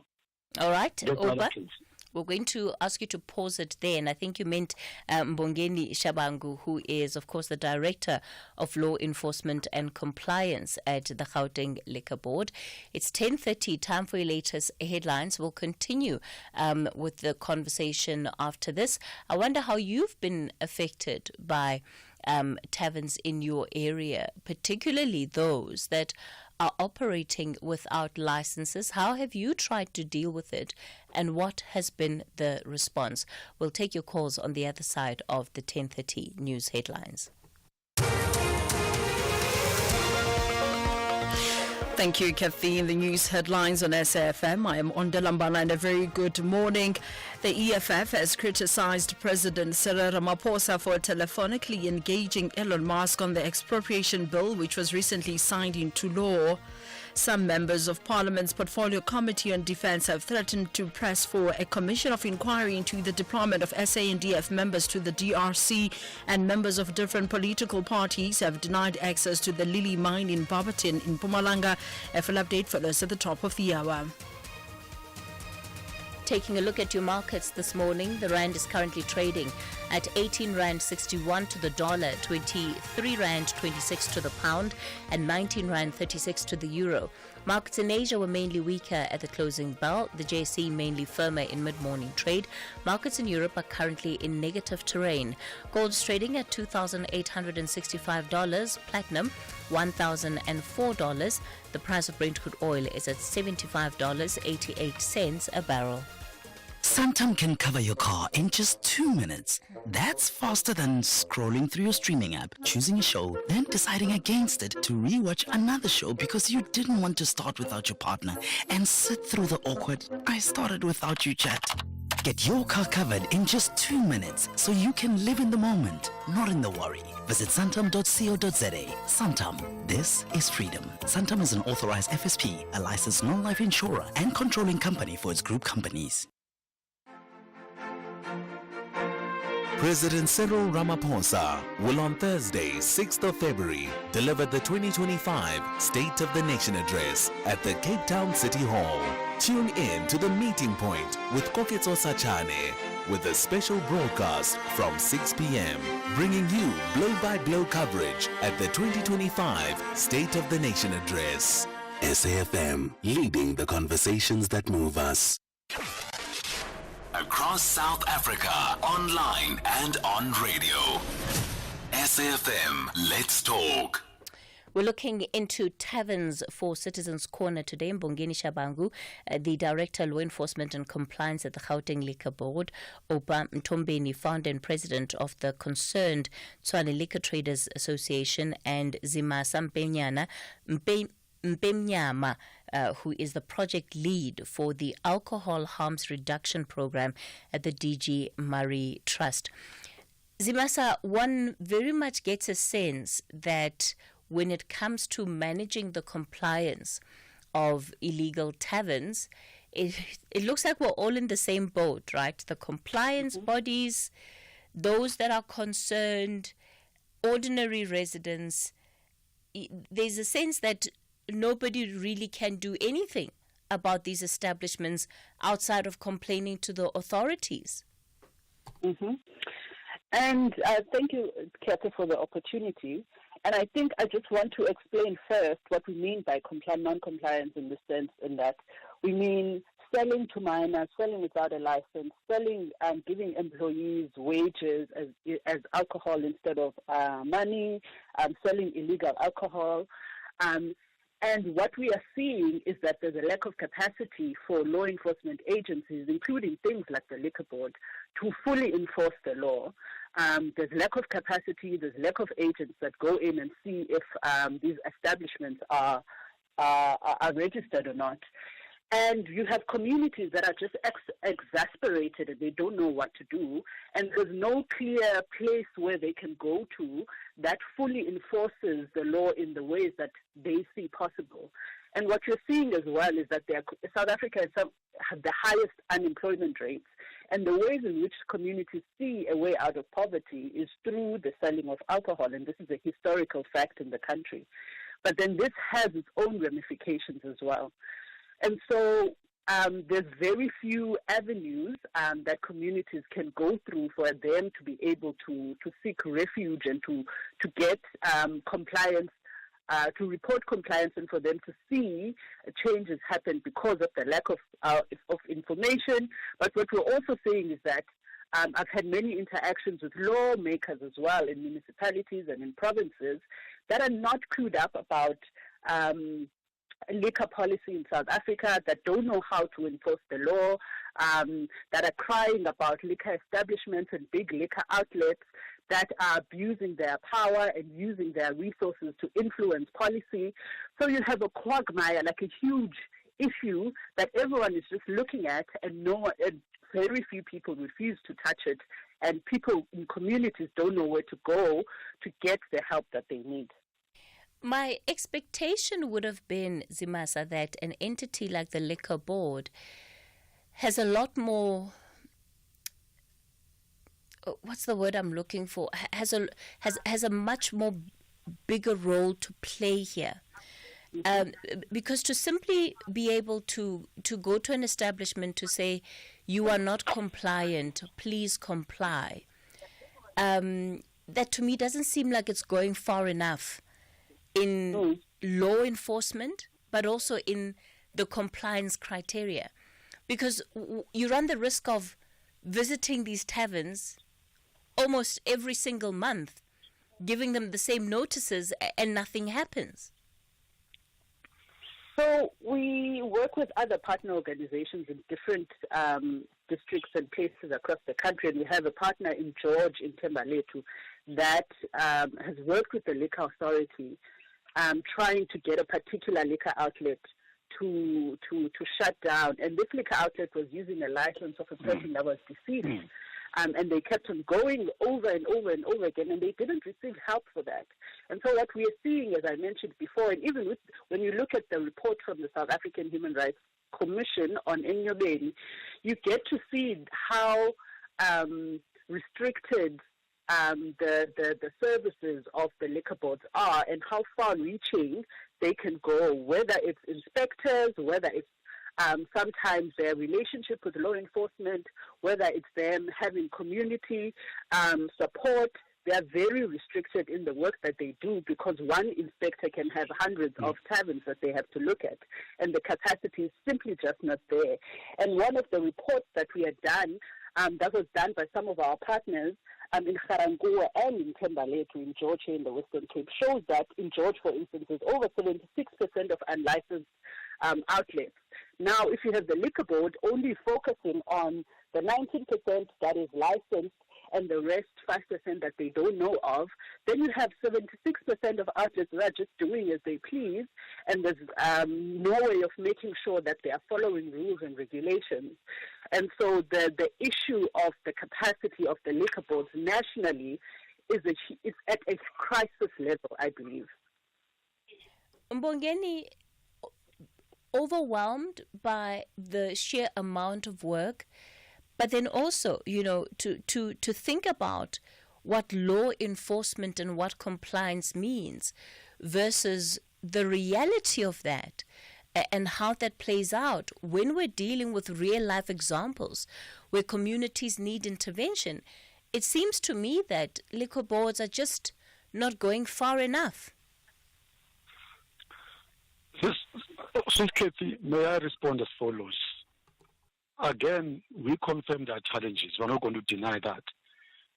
And the MEC of Economic Development, working with the Premier, in recognition, in Gauteng specifically, because we are Gauteng Liquor Board, that's the precise reason why the number of inspections were increased from 6,000 to 26,000, in order to ensure that we are more out there, more outlets are being visited annually.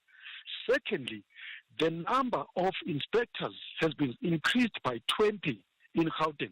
This will be rolled out in the beginning of the next financial year, which starts in April 2025. Thirdly, the Gauteng provincial government has entered into a contract of partnership with the industry players to assist actually in addressing issues of non-compliance in Gauteng. So the issues that are being addressed, and before this sitting, as early this morning, after listening to the clip from the complainant, we engaged the JMPD, we engaged actually the SAPS, wherein we want to start without delay a process of responding to these issues. We're not going to say next month, but we're going to say we've started this morning to address these issues, because that's what we're required to do. As soon as there's a complaint, because the community, you can have as many inspectors as you have, but most of these things happen, strange enough, phone numbers are not there, or happens when the community actually is asleep, and all the case might be. But all we are committing to do as Gauteng Liquor Board and the provincial government is to immediately dispatch members. Whatever inspector is going to visit the outlet that was mentioned earlier on, to establish if at all they do have a liquor license. So what we need to do is our response. There are those you pick up proactively through the proactive monitoring inspections. There are those actually you have to respond and deal with precisely when there is actually complaint and that it comes to us. And finally, this point, as the Gauteng Liquor Board, for compliance issues, non-compliance issues, we do conduct hearings where the liquor traders are held accountable. Secondly, when someone is found guilty, the liquor board can either suspend the license, amend the license conditions, cancel the license, or issue a fine up to 200,000 rands. We have records wherein licenses have been cancelled, licenses have been suspended, recently licenses have been revoked and currently are being taken to court for cancelling licenses. And we are going to plead with the community, and I'm going to share my numbers. Please report these matters to us, and yes, hold the provincial government, hold the Gauteng Liquor Board accountable, because we are the regulator. Our task is to ensure there's compliance in the industry, and that everyone is trading with the license. But where there are cracks, we are equally capable to respond. Hence the increased number of inspections and increase in number of inspectors. And we are rolling out more projects. Mbongeni, it sounds to me that it's a lot easier for you to deal with those establishments that have licenses and are violating the conditions of that license versus those that don't have licenses at all. Those without licenses, that's completely a different, actually, it presents different dynamics, I'll admit. Why or what are those dynamics? Once there's no license, you cannot invoke the Gauteng Liquor Act. You cannot fine them. You cannot hold them before the board because there's what is called local standing. There's got no standing. We don't have powers over them. Hence the emphasis that when they get reported, we conduct an investigation with the SAPS. We work with the Provincial Commissioner's Office of Gauteng. We work with the GMPD. The Johannesburg Metro, in this regard referring to Chawelo, has established a law enforcement task team where we sit as a liquor board and we are called chairpersons, which is aimed at responding to these issues. But yes, when there's no license, the response or intervention does not solely lie with the Gauteng Liquor Board. It lies more with law enforcement and the Court of the Land should they take us to court. Is that not a gap in how things are being administered currently? Is that not a legal gap, Mbongeni? Also, it is a legal gap, but that is formed or created by legislation. But the law says once you have no license, you are committing a criminal offense. The SAPS is tasked with dealing with a criminal offense. So as soon as it comes to us, at least with the Provincial Commissioner's Office we work with, when matters are referred, we do get feedback and reports that outlet A has been shut down. So basically, you, Mbongeni, as a liquor board, you can't go and place a notice outside an establishment that is operating illegally to say that this establishment is operating illegally. We can't do that.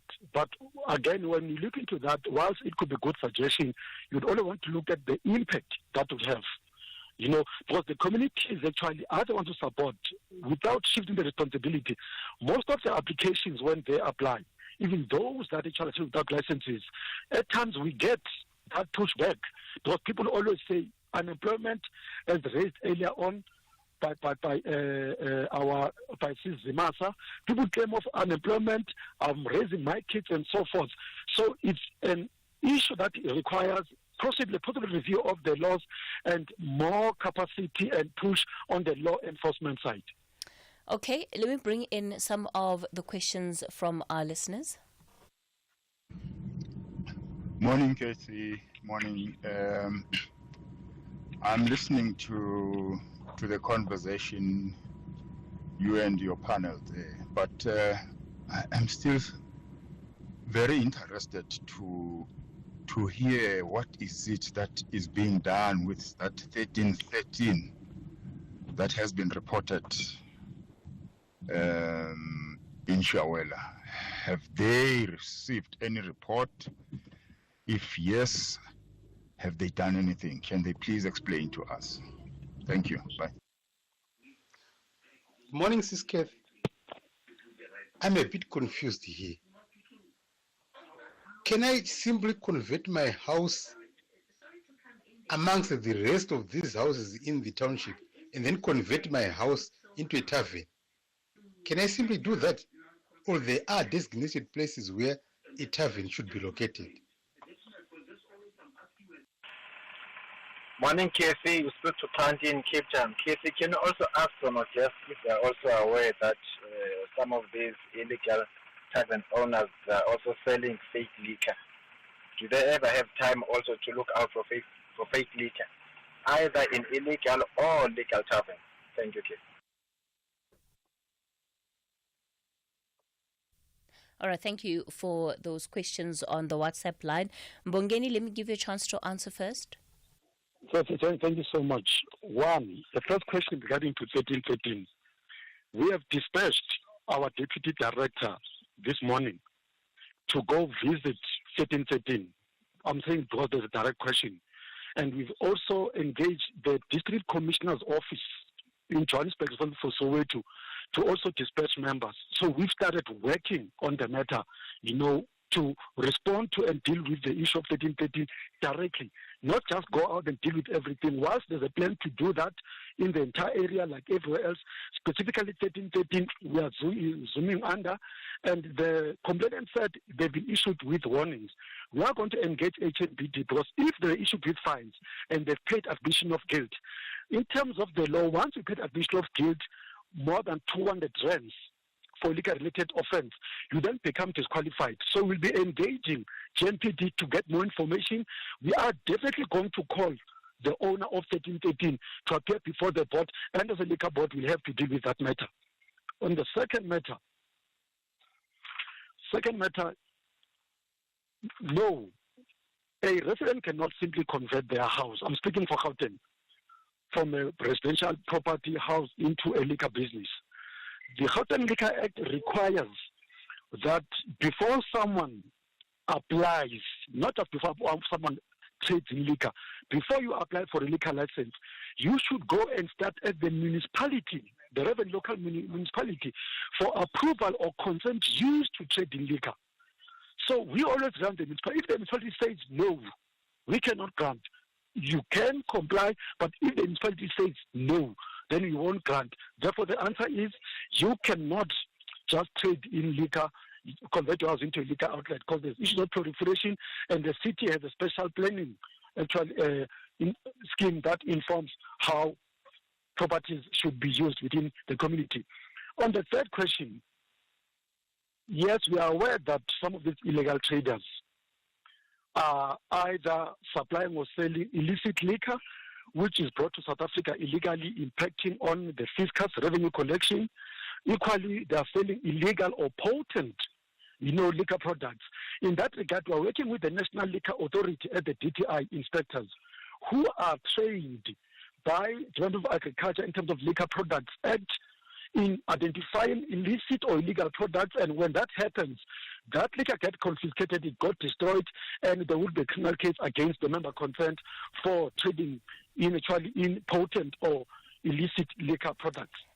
Opa, when it comes to how people go about opening these establishments, I hear Mbongeni outlining the rules and the process, but those seem to be, as worth the paper that they're written on, because what people do is simply convert portions of their houses to be liquor outlets. Yeah, it is also a challenge on that because the municipality is very strict on that. But also you need to understand some of the things that you are doing, we are trying to minimize that people must not take a long distance to get liquor. And the issue of issuing license, I don't see it's a problem. But the problem is how do you conduct, how do you operate your business? Because compliance is a very serious thing that you need to consider. If you comply, you do the right thing, neighbors are not complaining, I don't see it's a problem. A problem is non-compliance. Those who are now became careless when they have licenses, thinking that they can do everything that they can do. But what I'm saying is denying a license also costs a illegal training, because if you can go to the liquor board now, you can see that many people have been applying for licenses and they are still stuck on a liquor board. And now, because of unemployment and poverty, somebody saying that let me try to take chances because I've been applying and I don't get any response and I'm dying hung. And that's where now people are starting selling illegal. But what I'm saying, I'm not promoting illegal trading, but what I'm saying is that the liquor board must also consider the applications and those who apply for licenses. And the other issue is what I want to say that my appeal is to say to liquor people, let us try by all means to make sure that compliance became the first priority so that we can sell in a good faith. Okay. We're going to pause there. We're back after this quick break. Action is getting tougher in the second half of the league.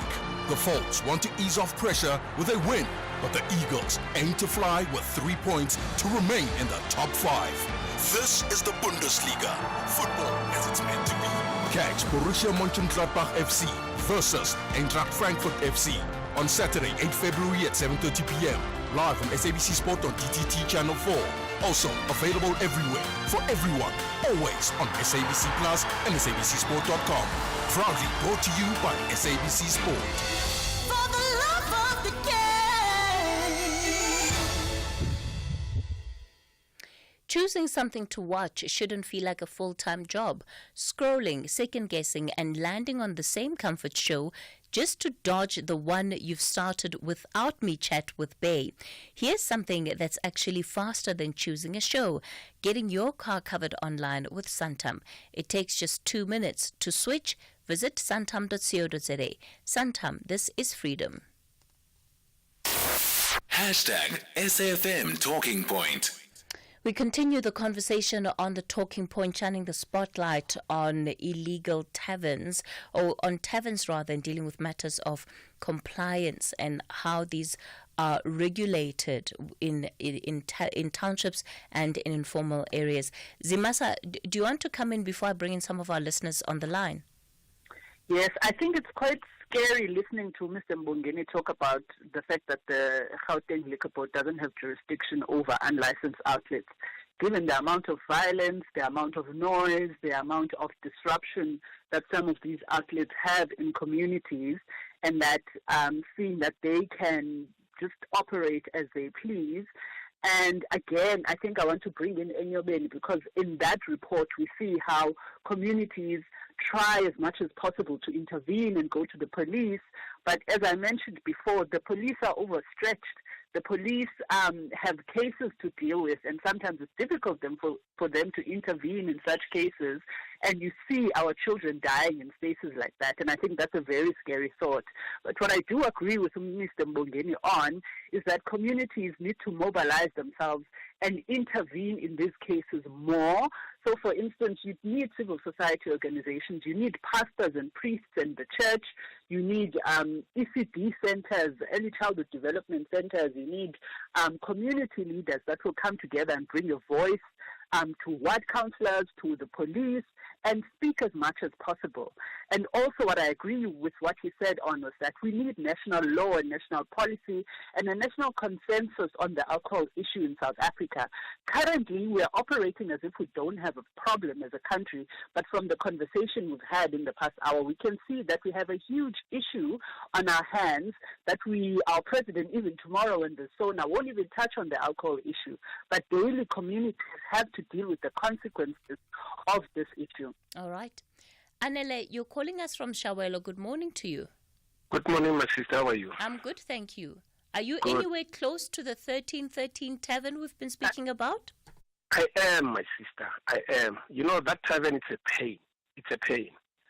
And, you know, I mean, your guest there, I mean, I can hear he's talking, but you know what? You'll find people like Mozambican, the Sotho nationals, Zimbabweans owning taverns, illegal taverns. And you find all these hard-nut criminals drinking there. I mean, why can't they bring back this public drinking? Because you find people drinking randomly on the streets. There's a bottle store right down here in Midway Garden Shopping Center. They open 8 o'clock in the morning. You'll find people drinking right inside the center, provoking people. I mean, really, this is unacceptable. It's either they must bring back Amaperete so that they can deal with this problem. Because you find people drinking on the street just as if as they please. And again, this thing of unemployment doesn't mean that just because I'm not working, I must do bad stuff. No, it can't be.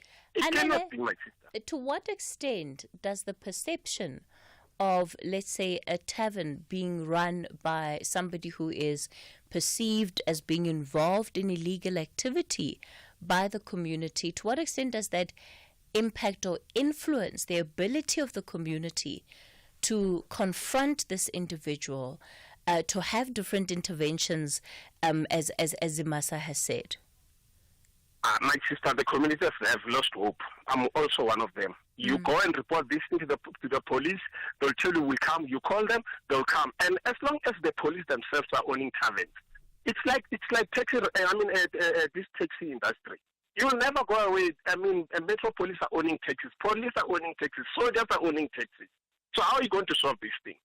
I can tell you that there's a commissioner that owns taverns. How are we going to solve this thing, my sister? This is so annoying, honestly. All right. Anna, Thank you. Let's leave it there. Also in Shawelo this morning, Thabo, good morning.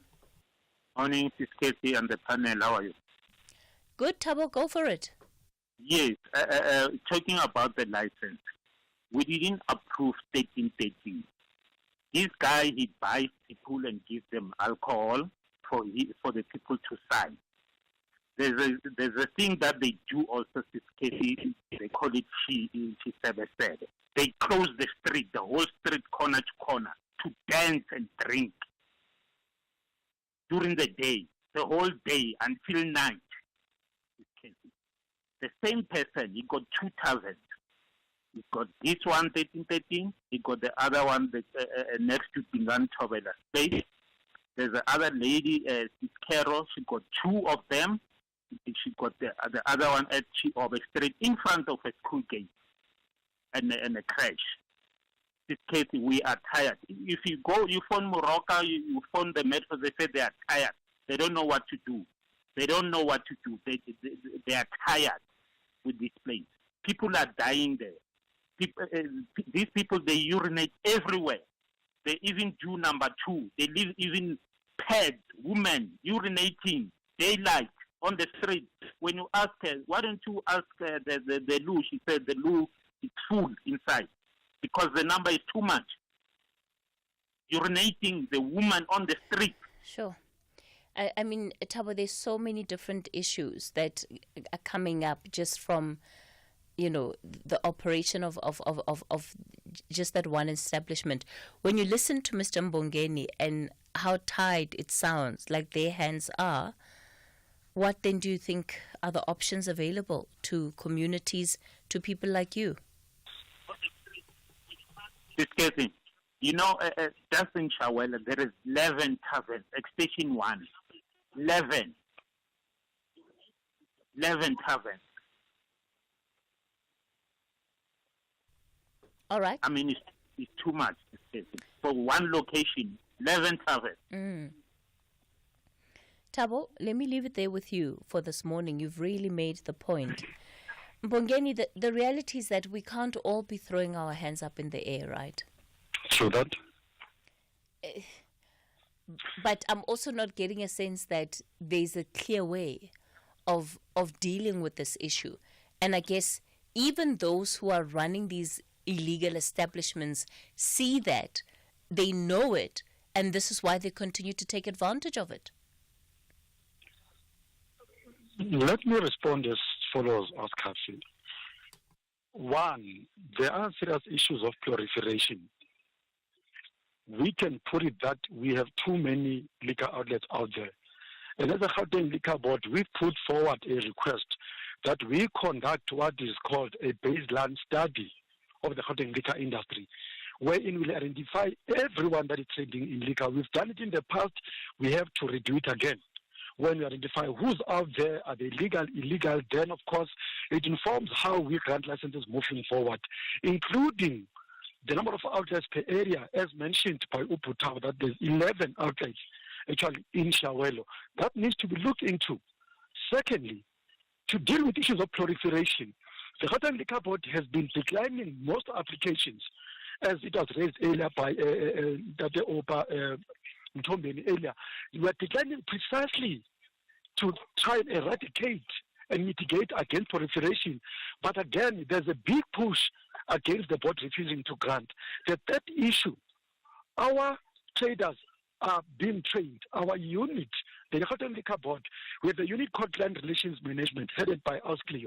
That unit conducts workshops almost daily, aimed at educating the community, the traders, and everyone around their responsibilities.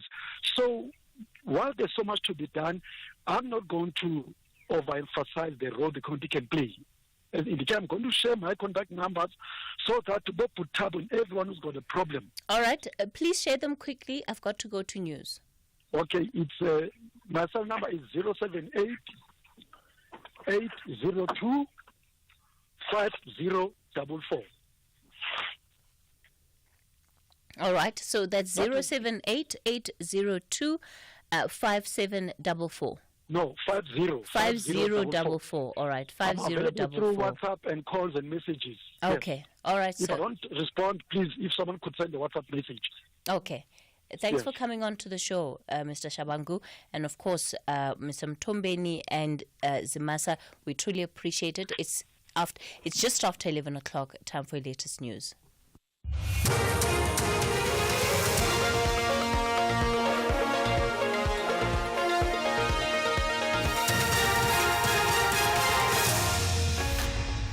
Thank you, Cathy. Top stories of this hour. EFF criticizes Ramaphosa on his engagement with Elon Musk, and Australia bans DeepSeek on government devices. For SAFM News, I am Ondelambana, and a very good morning. The EFF has criticized President Cyril Ramaphosa for telephonically engaging Elon Musk on the expropriation bill, which was recently signed into law. The EFF says that Ramaphosa has effectively lost the power that he holds as the president of the country.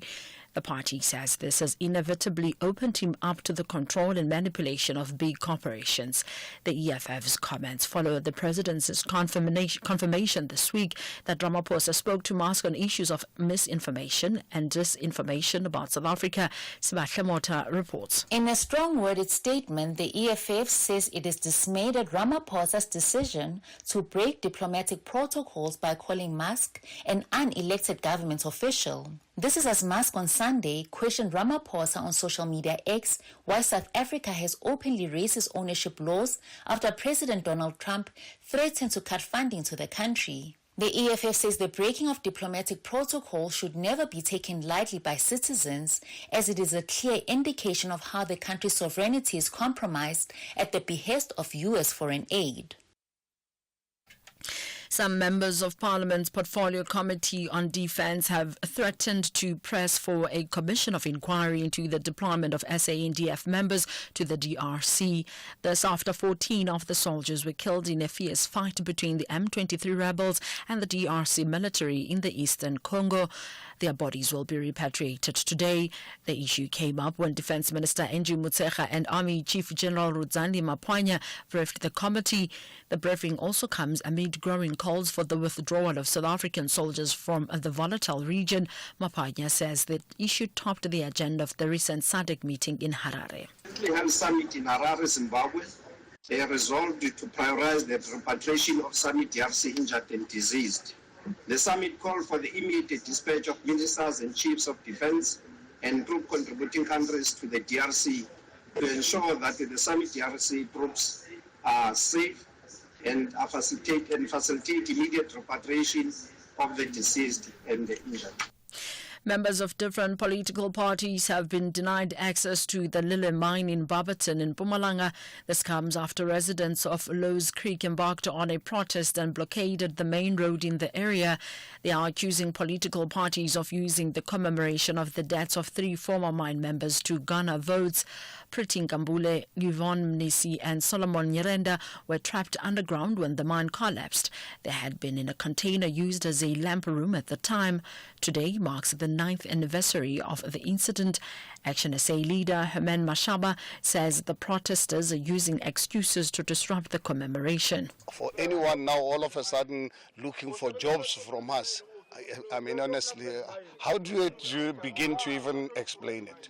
what do you have to do with providing employment when there's a container out there where in the beginning the families were deceived, were told, lied to that this container cannot be retrieved. It costs us a fortune to even get our government to accept that that container can be retrieved. So these are really hired people to come and disrupt, but unfortunately that is not going to happen. Energy analyst Chris Yelland has rejected allegations that load reduction is discriminatory. Professor Patrick Bond and Dr. Trevor Ngwane made the allegations in their oral submission at the SAHRC's Load Reduction Inquiry in Sandton, Johannesburg. They are also co-authors of a 2022 University of Johannesburg study which found that the load reduction disproportionately affected black working class areas. However, Yelland, who also made his submission, insists that load reduction is necessary to protect infrastructure. I would say it's applied to that area in toto. Whoever lives in that area is being overloaded. Nobody is counting the gender or the sexual orientation or the age or all these discriminatory things that we know are not right. I would say it's applying it on a non-discriminatory basis. It's applying it no matter who lives in that area. Non-discrimination, it's being applied. I would argue that it is necessary if you want to maximize continuity of supply. Australia has become the first country to ban the use of the Chinese artificial intelligence program DeepSeek for all government devices, citing security concerns. It says the measure has been imposed on the advice of security agencies. A Chinese-based startup company developed DeepSeek. The Australian government has insisted that the ban is not due to the app's Chinese origins. Recapping the top story, the EFF has criticized President Cyril Ramaphosa for telephonically engaging Elon Musk on the expropriation bill, which was recently signed into law. I am Ondilambana for SAFM News Headlines at 11:30. SAFM 104 to 107 nationwide. Leading the conversation. Our story is a South African story. Anchored in the belief that it takes all of us to build a country that thrives. To educate our children for a brighter future. To care for our health and well-being. To nurture our environment to sustain future generations. And to transform and build a stronger nation. When no one is left behind. Inspiring each other to succeed. Anglo-American. Mom, yeah, look, a golden pencil. Wow, where'd you get that? My Buco pencil case. I could win a bike and vouchers, and my school gets 20,000 Rand. That's so cool. The Buco Golden Pencil Initiative. 9 lucky learners will find a golden pencil in their Buco pencil cases, winning big prizes and school refurbishments. Buco, building communities one golden moment at a time. Begin with Buco. Buco. President Cyril Ramaphosa will on Thursday, 6th of February, deliver the 2025 State of the Nation Address at the Cape Town City Hall. Tune in to the meeting point with Koketso Sachane with a special broadcast from 6 p.m. bringing you blow-by-blow coverage at the 2025 State of the Nation Address. SAFM, leading the conversations that move us.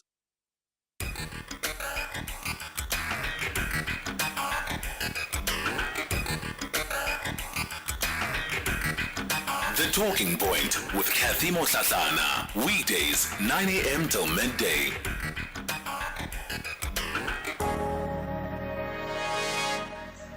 Good morning, Cathy, and to the listeners. Mine is to say, if the Liquor Board's monitoring tools and systems are so good, why don't they evaluate themselves and review themselves and have consequence management processes taking place to make sure that these people are actually apprehended that do not have liquor licenses? More so, do they ever sit as the board and check if what work they have done has come with an outcome that is required for us to successfully do away with these people? Thank you, Cathy. Faith from the Eastern Cape. This is Cathy. Sister, this issue of taverns, it's really into our nerves. Like, not only the sound issue, I saw a lot of taverns in the townships it is worse.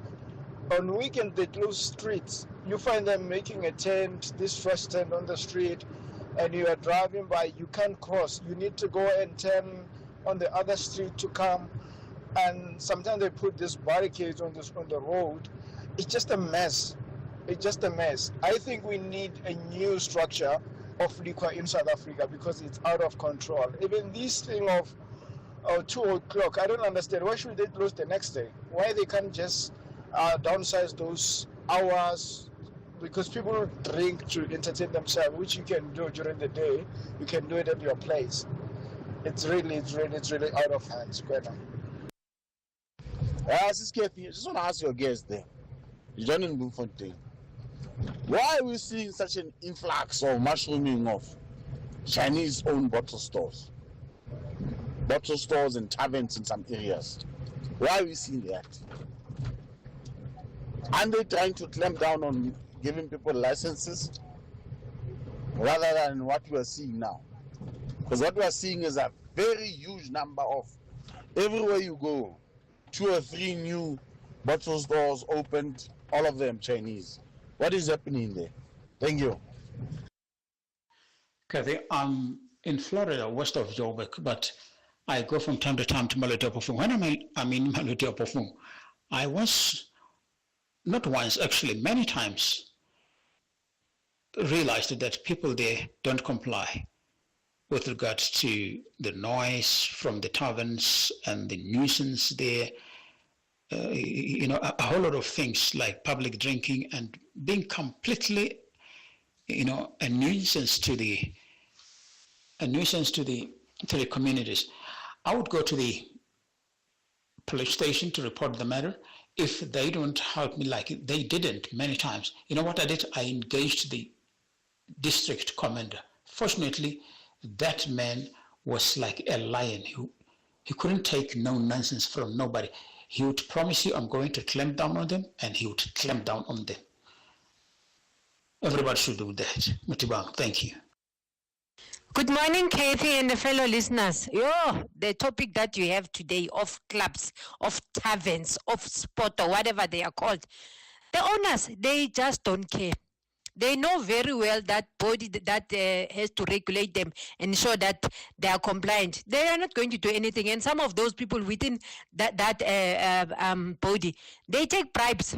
They just don't care. They just want to line their pockets. And they know very well some of the cops, yes, they also go and collect on daily or weekly basis. They're just not enforcing anything. And those cops also, they know that they're not going to get fired.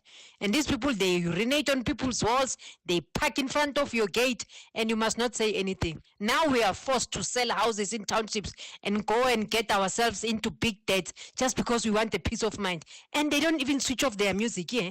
It will go kokota piano or kwaito, whatever it is they're listening to the whole night. Imagine that, the inconvenience. And police, they don't attend such cases. Conversations that you connect with and react to. SAFM.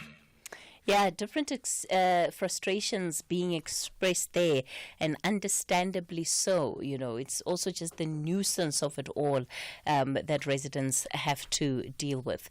Well, for our final conversation today, we're looking at the mining indaba, and in particular then how we ensure that we open up mining, especially for different communities, small communities who live in these mining areas. How do we ensure that that beneficiation extends to communities? Joining us for this conversation is Nkateko Chauke, who is Program Director at Oxfam South Africa. Nkateko, good morning. Good morning, Cathy. How are you? Good, thank you. We also joined by Wendy Pecure, who is founder and coordinator of Ubuntu Rural Women and Youth Movement. Good morning, Cathy. Of course, this conversation takes place as the mining indaba is running in Cape Town under the theme Future-Proofing African Mining Today.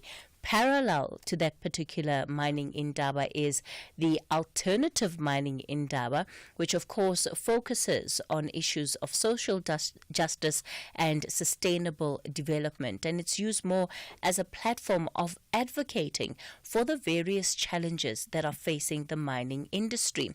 Now, inclusive mining opportunities is just one of those elements, and our guests are going to be able to speak to that. Nkateko, let's talk about inclusivity in the mining sector, and if we can focus then on how communities are often excluded from benefiting from mining, but also certain gender, racial groups are excluded. Thank you so much, Cathy, for inviting me to speak about this. I just want to reflect firstly at a high level in terms of just the dominance of the sector by males. I mean, from looking at the climate justice space overall is really male dominated. If you look at the private sector in terms of mining itself is male dominated. And shockingly as well, I mean, we are at the alternative mining indaba, which is an inclusive space for communities to reflect in their shared experiences around mining. But you see, like, I mean, my observation has been civil society is equally increasingly getting dominated by males. And so this boils down to what communities experience as well at the ground level in terms of exclusion. We have seen for a very long time, particularly in our advocacy efforts as well, that decision-making centers on traditional structures within local communities that are in often cases dominated by male leadership themselves, wherein conversations and decisions with mining companies happen at the peril of women as well.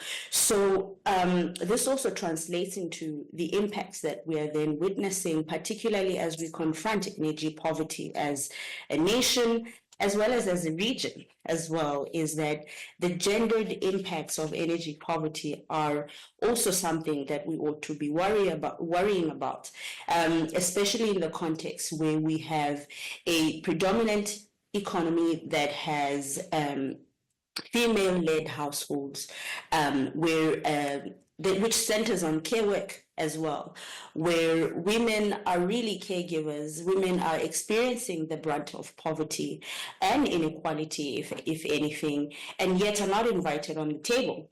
And so we are launching our report today that looks at the gendered crisis of energy poverty.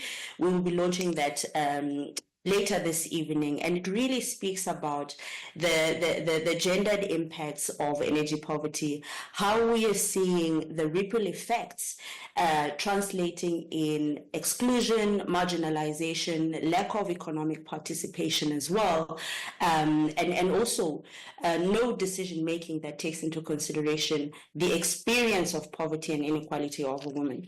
So I'll end it there, and hopefully would like to contribute a little bit more of what this means from a legislative perspective as well. Wendy?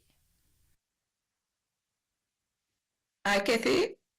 Do you perhaps want to share your own reflections just on some of the challenges that the sector is facing, and especially around aspects of exclusion? Who is excluded and why? Yes, thank you so much. Yeah. When we look at the current policy on artisanal and small-scale mining, that's allowing people to enter the mining framework, Currently, most artisanal miners are operating outside of the legal framework because it's not easy to access, it's not easy to get operating licenses because of all the requirements, environmental impact assessments that must be done, water licensing to be done, and so forth. So what does it mean for women? Online applications and all these things. And that is why we have such a huge problem currently. I mean, over 6,000 mines have been abandoned. And it forces its closure of mines. It means people losing their jobs.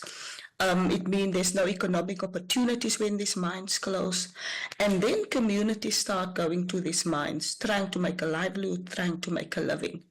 In the Northern Cape specifically, where there's a lot of abandoned diamond mines and other form of mining. I know women personally have tried to get permits since 2012. There's a digging committee. They've tried everything to be done, speaking to the Human Rights Commission, engaging the Department of Mineral Resources and Energy around the issue. It's 2025 and none of them have permits up to now. And so you know, I've been involved in a lot of mining consultations with big corporates, Shell, Total Energies, Africa Oil, Atlantic Diamond, coming into the Northern Cape, coming into the West Coast, huge applications.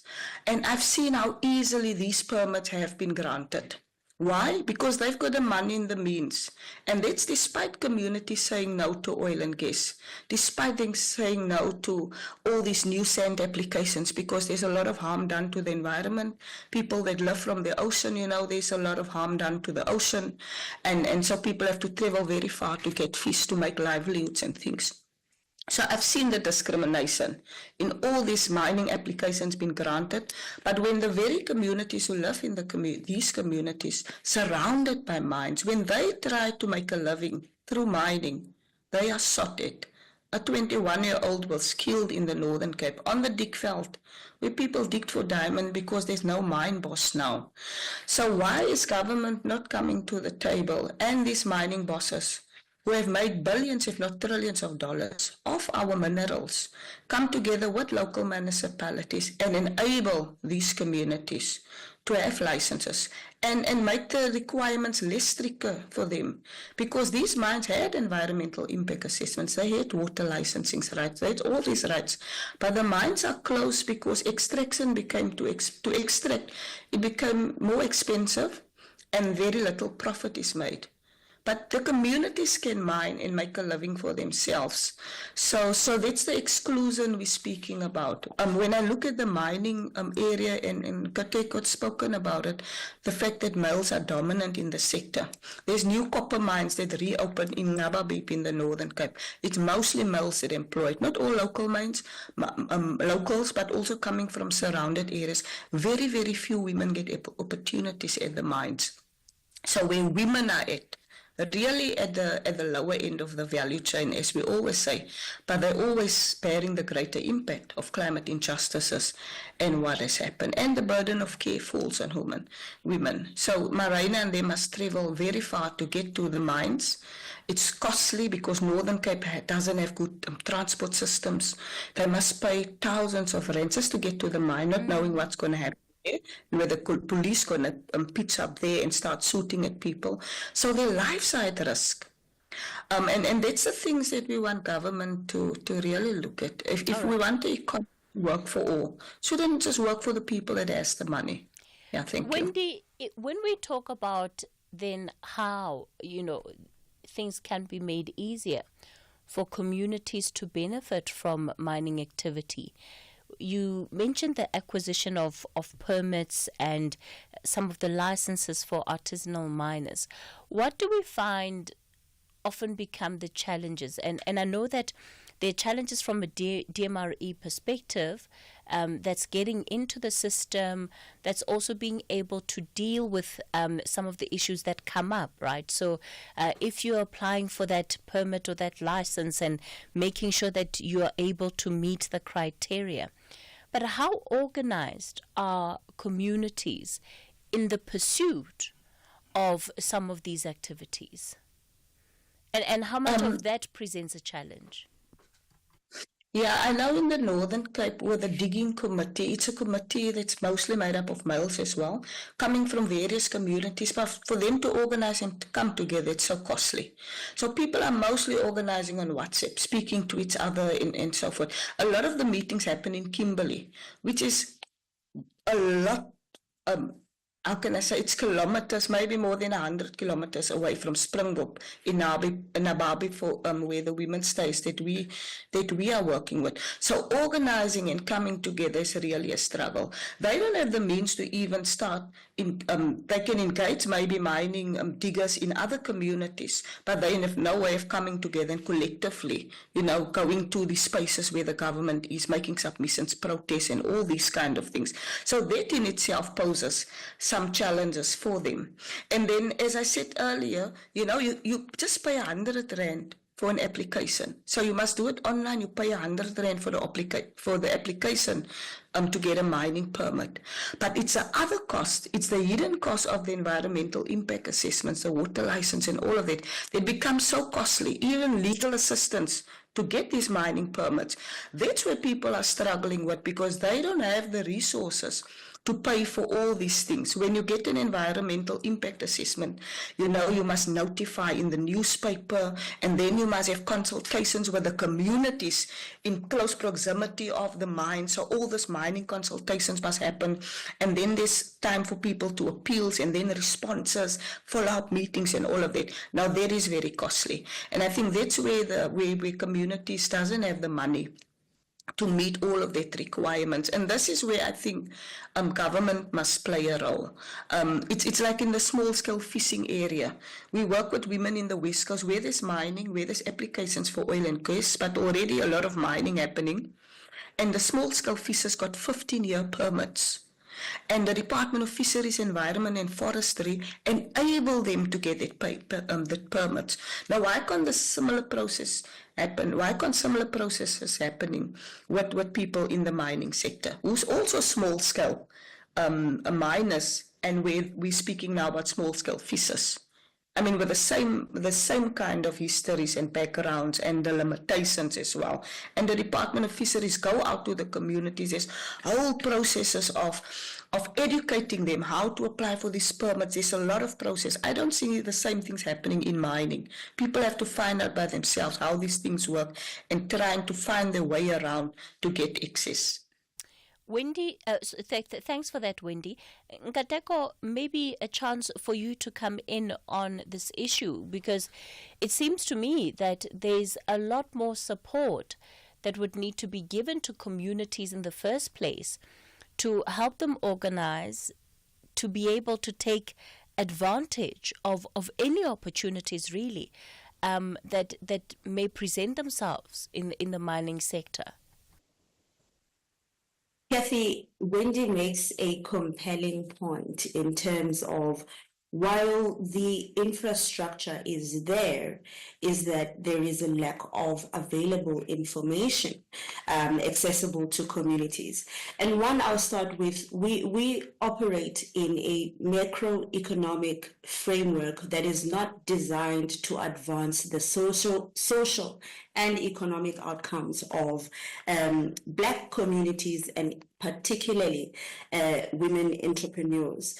The lack of local financial intermediaries that will provide the much needed capital to women entrepreneurs, women miners who want to access the kind of capital that is required to enter into the business is not available. And so while we have a progressive legislative framework, while we also sing and have song and dance around, accessible and frameworks that advance people entering into the mining space, is that we are not providing them with adequate funding. We're not providing them with access to information to understand how the system works. And also, there's not a deliberate attempt to actually involve communities when these structures and frameworks are designed. Now, what can we do as organizations who are working in this space? I mean, Oxfam South Africa partners a lot with Ubuntu as well, but it's really driving a dedicated agenda at bringing communities into the fold. We also have a framework that I would say is actually very critical for communities, which is community advice officers. We are not leveraging them enough. They have poor infrastructure in terms of the kind of resources they ought to be having in support of communities. And so those are the kind of pillars that exist within communities that need to be strengthened in terms of providing the right kind of information and popular education on these legal frameworks, but also advocating for communities to better understand how they work and capitalize on accessing the kind of services. At a higher level, in terms of advocating. Nkateko, I'm going to pause you there. I'll give you a chance to continue in a moment. It's 11:30, time for your latest news headlines. Thank you, Cathy. In the news headlines, the EFF has criticized President Cyril Ramaphosa for telephonically engaging Elon Musk on the expropriation bill, which was recently signed into law. Harmony Gold Mining Company says 2 people have lost their lives in 2 separate incidents yesterday. In a statement, the mining company says the causes of the 2 unrelated incidents at Harmony's Dwangop in Soweto and Joel mines in the Free State are currently under investigation. The U.S. Postal Service has announced a temporary halt to the shipment of packages from China. It says they won't be accepted, the packages, until further notice. No reason has been given. A full update follows at the top of the hour. President Cyril Ramaphosa will on Thursday, 6th of February, deliver the 2025 State of the Nation Address at the Cape Town City Hall. Tune in to the meeting point with Koketso Sachane with a special broadcast from 6 p.m., bringing you blow-by-blow coverage at the 2025 State of the Nation Address. SAFM, leading the conversations that move us. You'd think reheating leftovers would be quick, right? But somehow they're still cold. Back in there they go, still cold. By the 3rd time, you just eat them anyway. But you know what's faster than reheating leftovers? Getting your car covered online with Santam. It only takes 2 minutes. To switch, visit santam.co.za. Santam, this is freedom. The Talking Point with Cathy Mohlahlana. Weekdays, 9 a.m. till midday.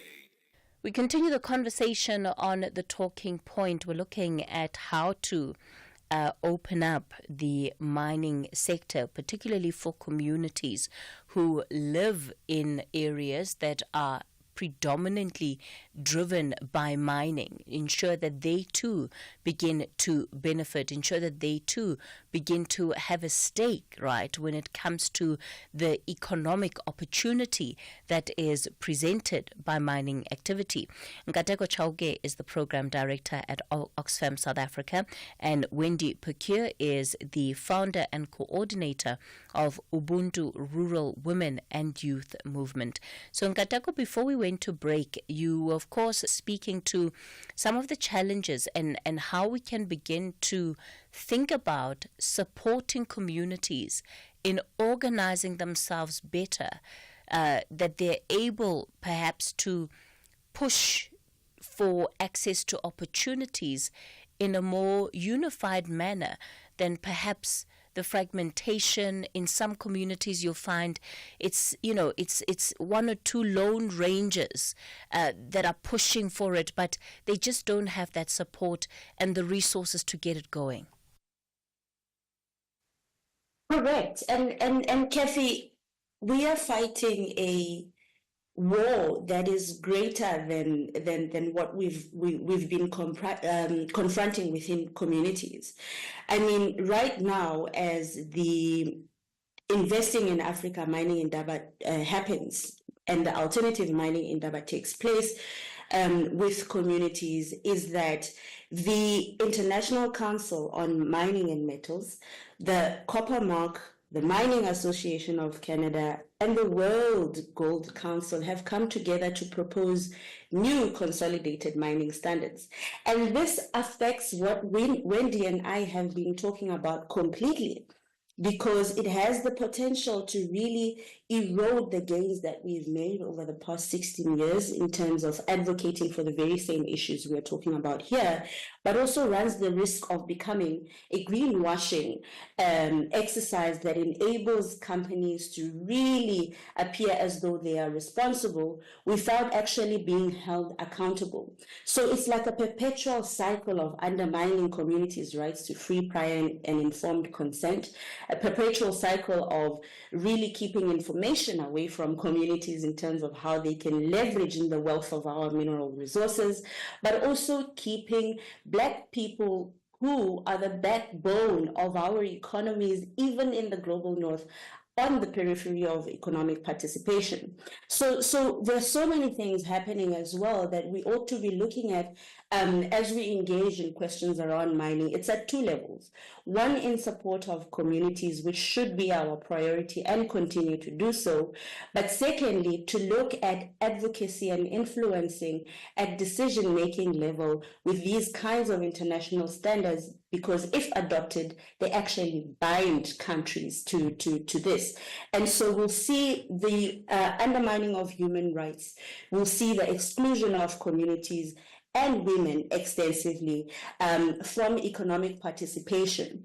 Now, where should we focus on? And Wendy, I want to turn to you as well, is to say, what spaces are we creating to invite women in communities, particularly those aspiring to mining in our communities, to really understand the changes in the legislative environment, both at international and local level, because really this has ripple effects for what we're seeing within communities. It undermines efforts around transparency and accountability, and where states cannot hold private sectors to account, we are definitely seeing that there is no progress in the kind of prosperity that we have been promised from mining companies. But to wrap up as well, Cathy, is central to the discourse that we are confronting today is climate justice. While we endeavor to receive economic or fully enjoy economic benefit, is also that we have the responsibility or duty to protect the environment. And so critical mining within our context, in our region, becomes an essential tool. We have hubs within our region, Zimbabwe, Mozambique, South Africa in particular, that are really hubs of critical minerals, which can be mined responsibly by communities. But we should be driving a dedicated agenda that in our pursuit of this, we really need to take into consideration the justice aspects of climate, but also ensuring that we exercise our duty to the planet as well.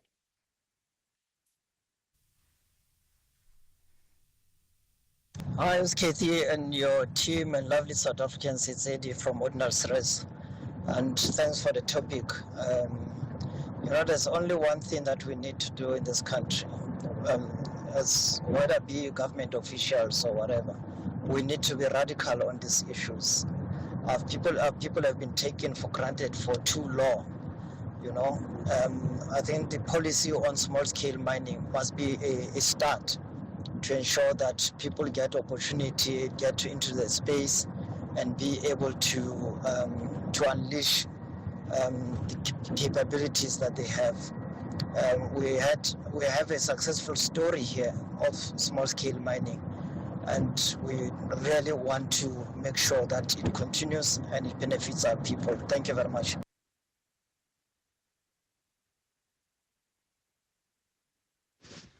So Cathy. The Wendy is making a very valid point here with these miners. If our mines were nationalized, it was government running them, these people wouldn't have to go there illegally and do that, because the government will give them a job under government, and they will be compensated and they will be paid, like the workers. So it becomes difficult when these companies, private companies, they bring their own stuff. Some, they leave the mines and all that. They are forced to move into that direction. However, if the government is taking over the mines, it's the same with the public workers and settlement, giving people tenders. If government takes those things into their consideration and to their own, and own them, and employ the communities, the community will have to go out there and do illegal stuff, because government will be granting them the job they're supposed to and paying them accordingly. Unlike when there's a third man, Gwenna. Yeah, thanks for those views that you've sent through on the WhatsApp voice note line. And Wendy, I guess that's perhaps precisely the case, that we've been grappling with different ways and interventions around how to open up the opportunities for mining, how to ensure that mining companies are giving back, those social plans that they need to submit, etc., etc. But if we are not seeing a change on both ends, so if we're not seeing a change when it comes to mining companies doing what they say they will, and doing right by communities.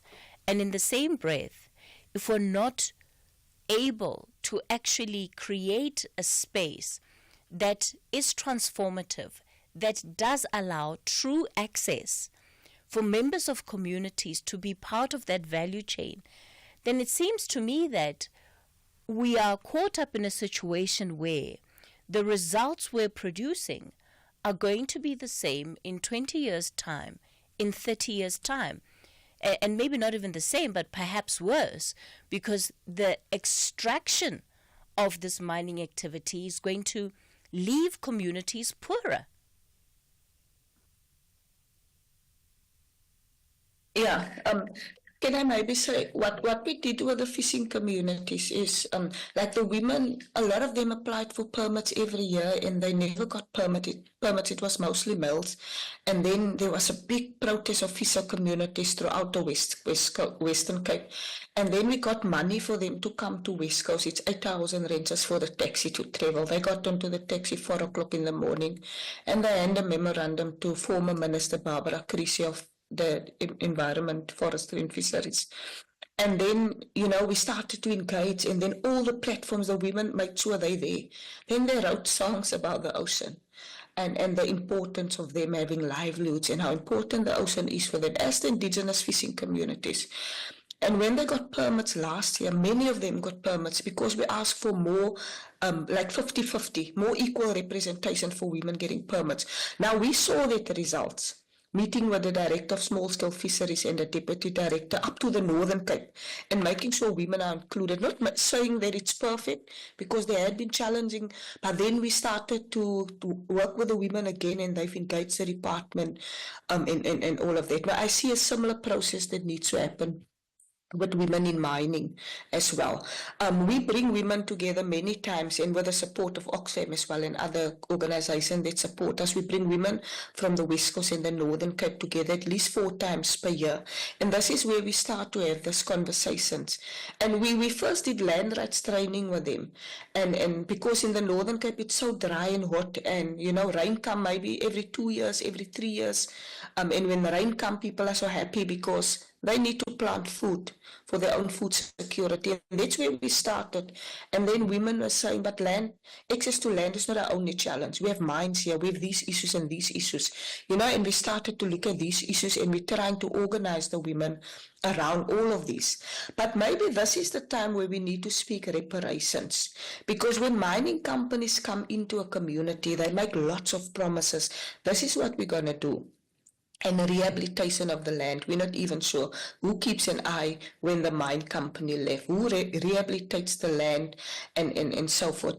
The only thing we see when we go to communities like Honekla Bay, Klein See, which is mostly diamonds on the route to Port Nollet, the only thing we see is the bad roads. Real bad gravel roads, and we thought all the mines are here. They haven't done anything to fix the roads. We go to Ngababip in Oukip where the copper mines were, and they reopened a copper mine. The only thing we saw there was a beautiful hospital with no doctors. They left it there because they know people's going to get ill. And we are now saying we need to go back and see what was promised to communities. Have they uphold these promises? And then, they must actually pay up for all the damage done. They must pay up for leaving the community in sectors and in poverty. And that will show other companies coming in that it's not going to be so easy. We just get a permit, you leave, and the community are in sectors with high levels of poverty, where the earth getting so warm because of all the mining activities, them not been able to plant the food they used to plant because of all these climate things happening and the drought and sometimes disasters coming and floods and all of that. But somebody needs to be held accountable. And that's what we really want to look at this year. And we hope that because they speak about reparations and loss and damages at COP every year, and we hear them speaking about it. But then they want to give us money, and then we must still, sometimes we must borrow the money, sometimes we must pay high interest rates. There's always restrictions with it, and there's always conditions with the money we're getting. As if it was them causing all of the problems, because we see the impact of climate injustices, but the biggest polluters are in the north. So that's where I really think we must start the conversations, but leaving no one behind, where the communities are consulted and they know best what is best for their communities, and their voices and their needs should be centered. Women's needs must be centered in these conversations. All right. Wendy, thank you so much for that contribution. Ronald, you're in Priska. Good morning. Good morning, Kadish. I just want to make some input. I'm a councillor in Siyathemba municipality.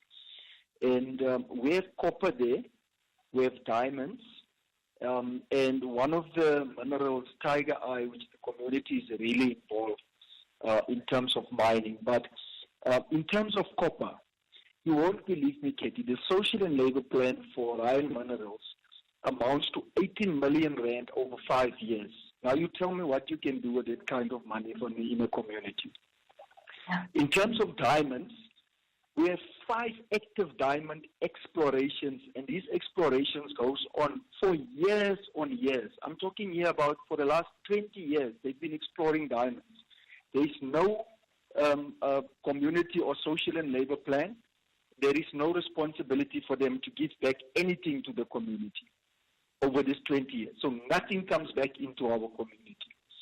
Now, in terms of the Tiger Eye mining, Katie, the BE partners is black people.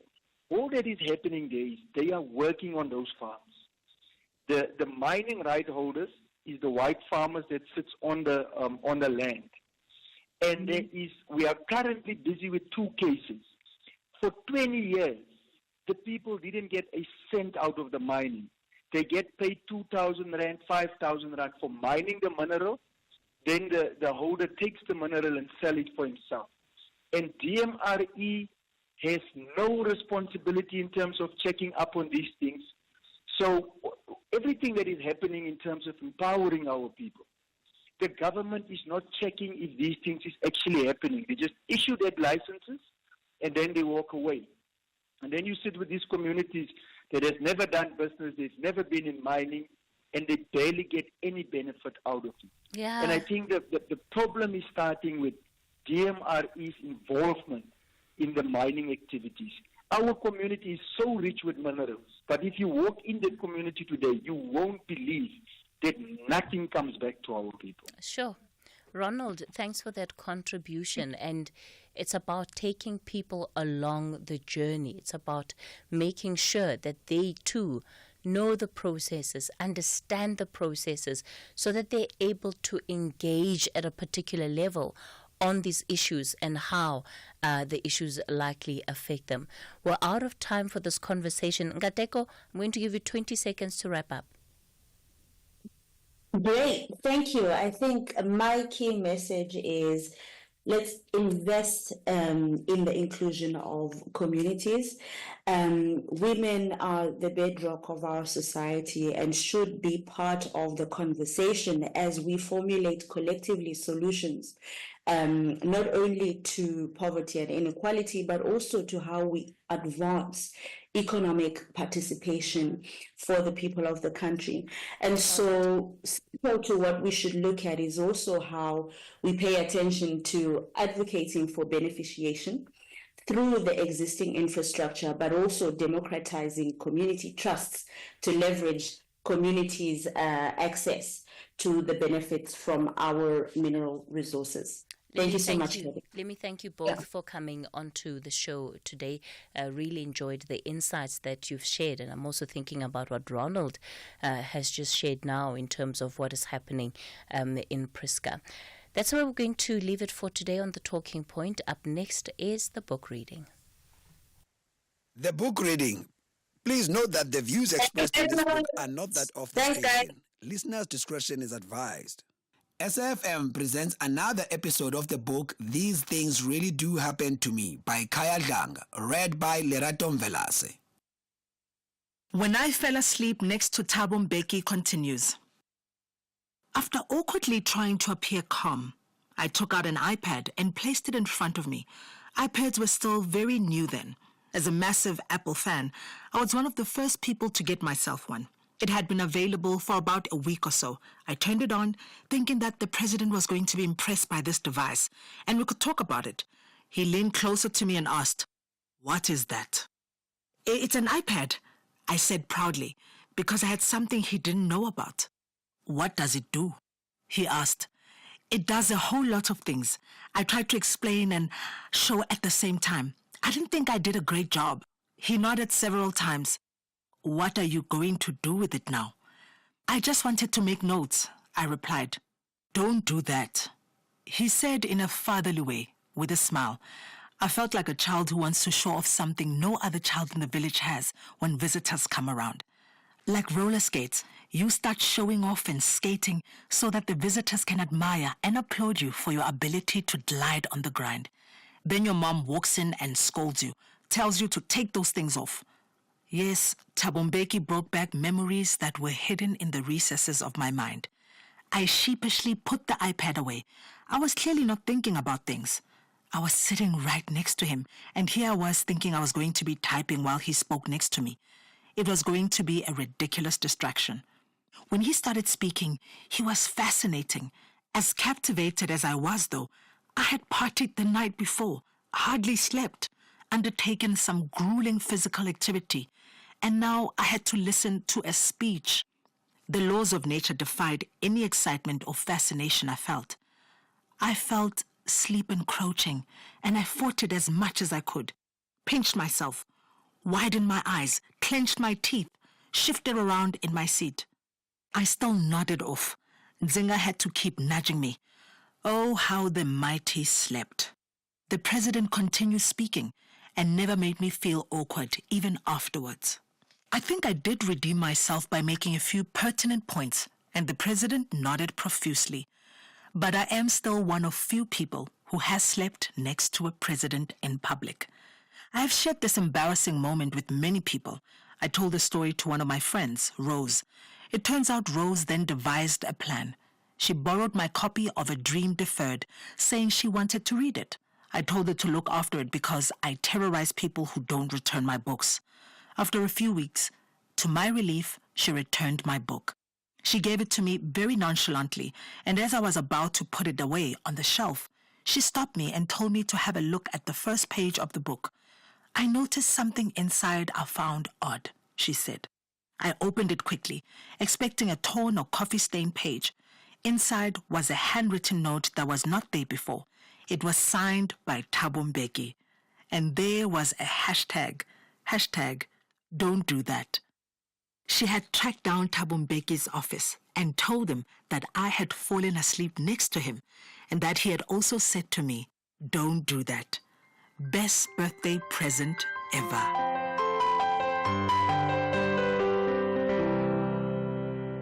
My friend, the Facebook novice. A fellow I once worked with at the advertising agency Metropolitan Republic finally decided to join the real world by registering on Facebook. He had always criticized everyone who was on it, but began to realize that the inside jokes and online references were increasing and he was often left out of them. The thing about an inside joke or an internet meme is that it's not funny when you have to explain it.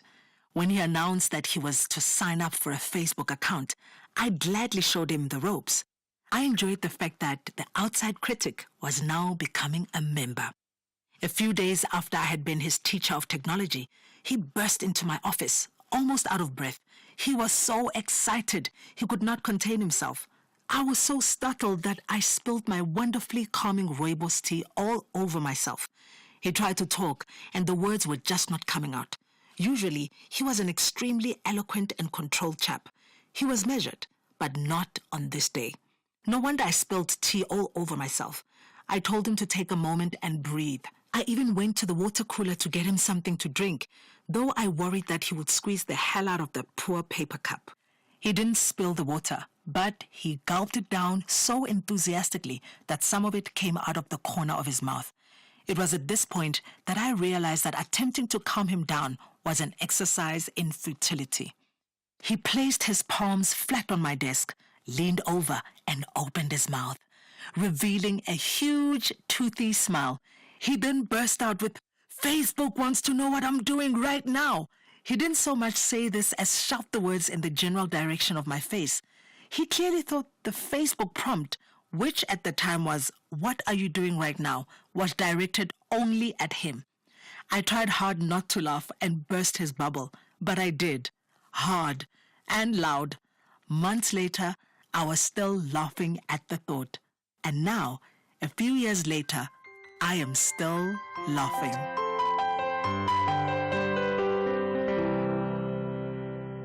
Talking about race is not controversial. It is not controversial to talk about race. What is controversial is avoiding the subject and pretending it does not exist. One of my biggest gripes about South Africa today is some white people who say that we should not talk about the past. In reality, the past still affects us. It lives with us everywhere and every day, the ever-present past.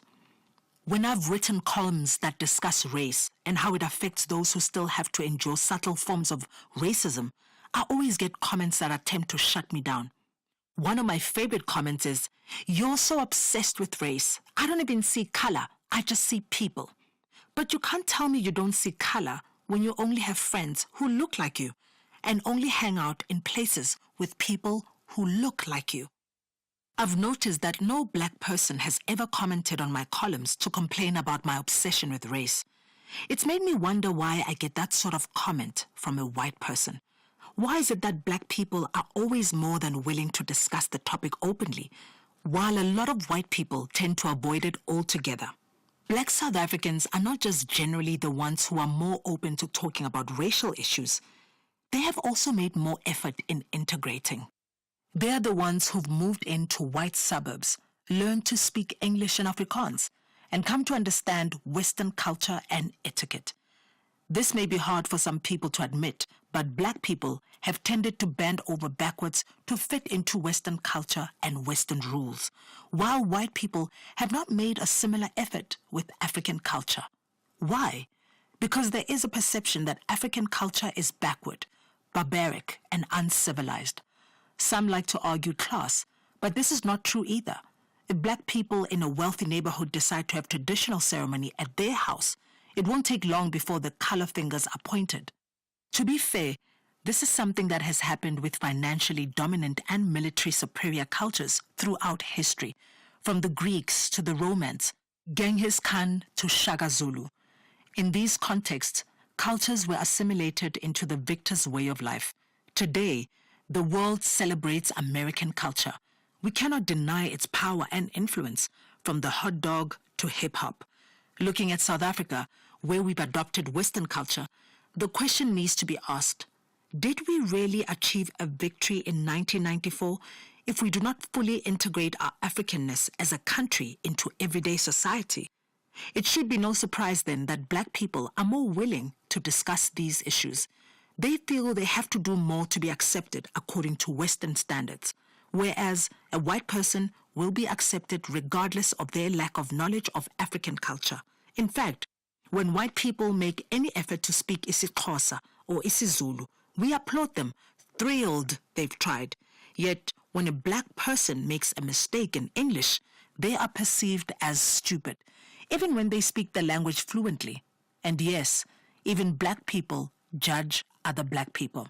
So, I've been accused of being obsessed with race, and that's fine with me. What I am obsessed with is facing the racial issues we have in South Africa so that we can really move forward. That was another episode of the book These Things Really Do Happen to Me, written by Kaya Dlanga, read by Lerato Mvelase. The book is available online and in all leading bookstores countrywide. It is broadcast on SAFM at 11:45 Monday to Thursdays on The Talking Point. It is produced for the station by Vovi Patala, read by Lerato Mvelase, technical production, Wiseman Manele, Nanda Koza, and Tato Mapuruma. Here, there, and everywhere. SAFM 105.1 FM in Johannesburg.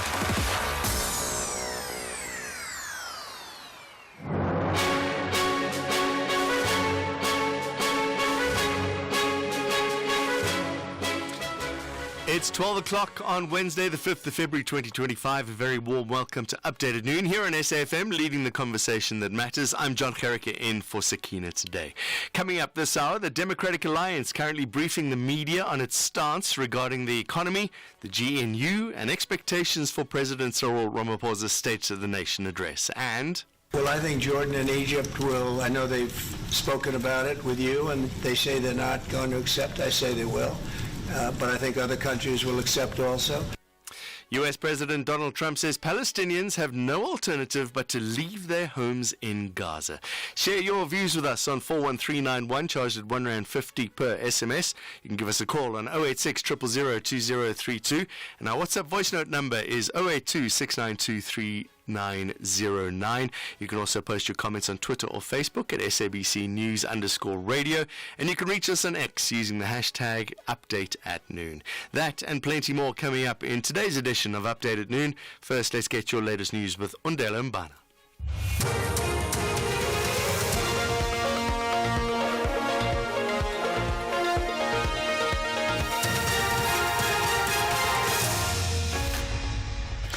Thank you, John. Top stories at this hour. EFF criticizes Ramaphosa on his engagement with Elon Musk, and U.S. Postal Services halts shipment of packages from China. For SAFM News, I am Undela Mbana, and a very good day. The EFF has criticized President Cyril Ramaphosa for telephonically engaging Elon Musk on the expropriation bill, which was recently signed into law.